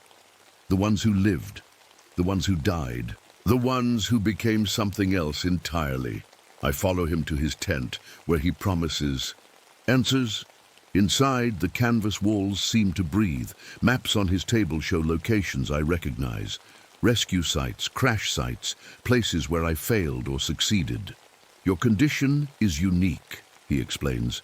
"Most people live linear lives. You experience all possible outcomes simultaneously." I turn away for just a moment, and when I look back, everything changes. Dr. Crowfeather is on the ground, or what's left of him. His body lies torn open, organs missing, face frozen in horror. Blood darkens the tent floor.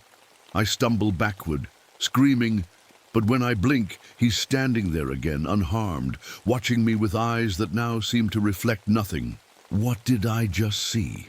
I whisper. "The truth," he says, his voice now exactly like mine.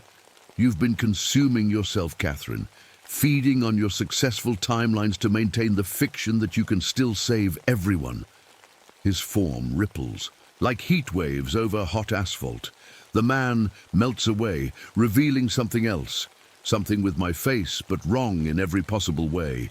Its limbs bend at impossible angles. Its skin shifts between different shades and textures. One moment, it wears my Air Force uniform. The next, my hiking clothes, then hospital scrubs, then nothing at all. The Skinwalker, I don't know why I know this name, but I do, circles me slowly. "What are you?" I ask, though I already suspect the answer. "I'm you, Catherine." It speaks with not just my voice, but dozens of voices overlaid. People I've known, saved, lost. I'm the version of you that succeeded in saving everyone in the Gulf. But success has its price. It shifts again, becoming my perfect mirror image. You've been fighting yourself all along. The part that accepts failure versus the part that demands perfection, the soldier versus the healer, the survivor versus the savior. I reach out trembling and touch my face. Its skin feels like mine but colder. "You have my memories," I whisper. "I am your memories," it replies. "I am you from the timeline where you chose differently at each crucial moment." The creature extends a hand that shifts between human, animal, and something unidentifiable. Integration is possible. You can accept that success and failure are both part of your identity. Or you can remain fractured, experiencing infinite lives without ever truly living any of them. Outside the tent, the forest has gone silent. No birds call, no wind blows. The world holds its breath, waiting for my choice. I run. The forest blurs around me as I sprint away from the thing wearing my face. But no matter how fast I move, it's always just behind me, matching my pace exactly. "You can't escape yourself, Catherine," it calls, its voice shifting between all the versions of me. "We've been running from ourselves for 24 years. I spin around, fists raised. If I can't run, I'll fight." The Skinwalker smiles with my mouth. "That's it," it says. "Fight yourself, like you've always done." We collide, and it's the strangest battle I've ever fought. Every move I make, it counters perfectly. Every strategy I try, it anticipates. Of course it does. It knows my thoughts before I think them.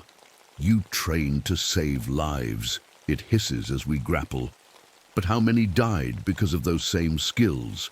Memories flash through my mind, pulling a trigger to protect my team, administering morphine that ended suffering but also ended life, making split-second choices about who to save first. We crash through the underbrush, rolling down a slope. The forest around us begins to change. Trees catch fire spontaneously, not from any flame, but from the impossible energy released by our struggle. Two versions of the same person occupying identical space. The Skinwalker's form blurs faster now, cycling through everyone I've ever been or could be. Doctor, soldier, victim, hero, monster, all wearing my face, all fighting for dominance. We reach the edge of a cliff. Below, jagged rocks wait.